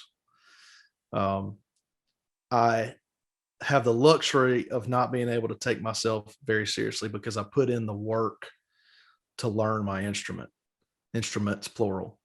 And hey, if you want to be successful in anything in life, you're going to have to work your butt off, but that doesn't mean you can't have fun while you're doing it. That's what I'd say. That's gold. I mean, that's almost identical, right? What he said at the end right there to what Jeff Bates said. Yeah. Work your tail off, but remember, you can have fun along the way. Yeah. Yeah. And man, I mean, I'm lots of years into this game at this point. And, I feel like I'm lots of years from being out of it, but I'm still having fun. And I think I'm having more fun now, lots of years into it than I ever have. And I'm figuring out how important that is, because the minute it's not fun anymore, the minute I don't want to be in it, That's right. And something I thought about, and I know this is going back, but just this, what we're doing right here, and this is something that I love, is being able to go back one day, no matter how the podcast thing gets, whatever, but being able to go back and look at this as a timeline thing in your life. And absolutely, man, that was incredible what we talked about there and what I was going through. Man, it's like a diary. That is exactly one of the main reasons that Marvin and I decided to start our YouTube channel, was that we wanted a chronicle of our musical careers for when we're dead and gone. That our kids can go back and watch and look at. My great grandkids can see what their great granddad was doing back in 2020. I just think that's cool as can possibly be. And now we can add this to the list, Yeah, that's one of the biggest really regrets I have playing music, period, is not having all that documented and more things recorded, more videos, pictures, from old bands getting started and stuff like that, I can tell people about, but like, you don't get it unless you can see it, hear it. Right. Well, and one day we're not even going to be able to remember. You know what I mean? One day you're going to get to where you're going out of your mind, right? Right. When I'm out of my prime and out of my mind, as Earl Thomas Conley said, right? Well, that is true. And it's great to have video, or to somebody have done video on you. And it's like, man, I never forget that 30 for 30 on Tim Richmond, the NASCAR driver. And they were talking about when he was dying, of AIDS, in the hospital. And they were showing it on TV where he just was like a year or two before that. He was winning all those races and everything. And all those nurses were just like, oh my God, this same guy, that's that same guy, Yeah. Exactly. Kind of thing. Like, I mean, hey, and us sitting here sharing your story here, and going over all that stuff, and it's like, that's a good point, because I would, my daughter is not old enough to hear half of what we talked about tonight. Right. But at some point she will be, and now it's going to be out there for her to discover whenever she's ready to discover it, which I think is really cool. Especially if, you know, God forbid something happens to me in the meantime. She's got it, you know, she's got all that, and you know, she can know how much I love her. Dude, But look, I've heard it said a bunch of times. You go by graveyard and somebody says there's a bunch of people out there that wasn't ready to die. You know, I mean, we never That's know right. when the time's gonna come. You know, I mean, that's right. knock on I'll tell wood, you, bet, I'll tell you, man, the kind of man that I'm trying to be today is just like my boss, Brother Bruce, in there, just like his dad was. His dad was dying of cancer, terminal cancer, and was on his deathbed. He had reached a point where he couldn't breathe anymore. And they were wheeling him into, no, he was in the hospital room on the gurney, and he was about to go. And Brother Bruce said his dad looked up at him, took one big deep breath and winked at him and died. Went to sleep, never woke up. And I'm like, that's what I want to be. At the end of my life, whenever I'm laying on that deathbed, I want to be able to look over at somebody and go, it's all good. You know, Everything's okay. I'm ready, baby. Yeah. Let's do it. Winked at him. I mean, like, that's some John Wayne stuff. You know what I'm talking about? Right. He looked up at him and winked at him and passed away. You know, that's it. It's like a flower, like like the hymns. You know, I mean, it really is, dude. I mean, we're 40. You know, I'm fixing to be 40 next week, and thank goodness, me and my wife are going out west. I've never been out west, past Texas or Old Mexico. You'll love it. Yeah, You'll so love it. we're going to the Grand Canyon, and we're going to the Rockies and Monument Valley and all of that. Never been out there, and I'm just like, you know what, man, you know, time is precious. I mean, if you know, I'm turning 40. Let's Like go. Dufresne said, get busy living or get busy dying. That's right. Let's do it. Couldn't agree more. But Topher, dude, thank you so much, brother. I mean, Man, thank you guys so much for this. It's been awesome. I really Pleasure's appreciate ours, it. man. every one of these has been so special. And go ahead and plug, if you would, your sites for people to check out, you know. Absolutely. YouTube.com/keys versus strings. Versus is spelled out. And then you can look us up on Facebook, Keys versus Strings. One really cool thing, I don't know when this is coming out, but April the 18th, we're having church at the bar at BB's Live. We're having a full-blown church service that night at 6 o'clock, and we're going to try and do that the first Sunday evening of every month. Is the plan. Awesome. Is the plan right now. So you guys stay tuned for that. That's going to be epic. That's all I got, brothers. I love what you're doing, dude. That's awesome. Great luck Thanks, with that, man. Appreciate that. Appreciate it. I love you, brother. Love you too, man. Thank you Much so love, much. man. Yeah. Take Heck care. yeah, man.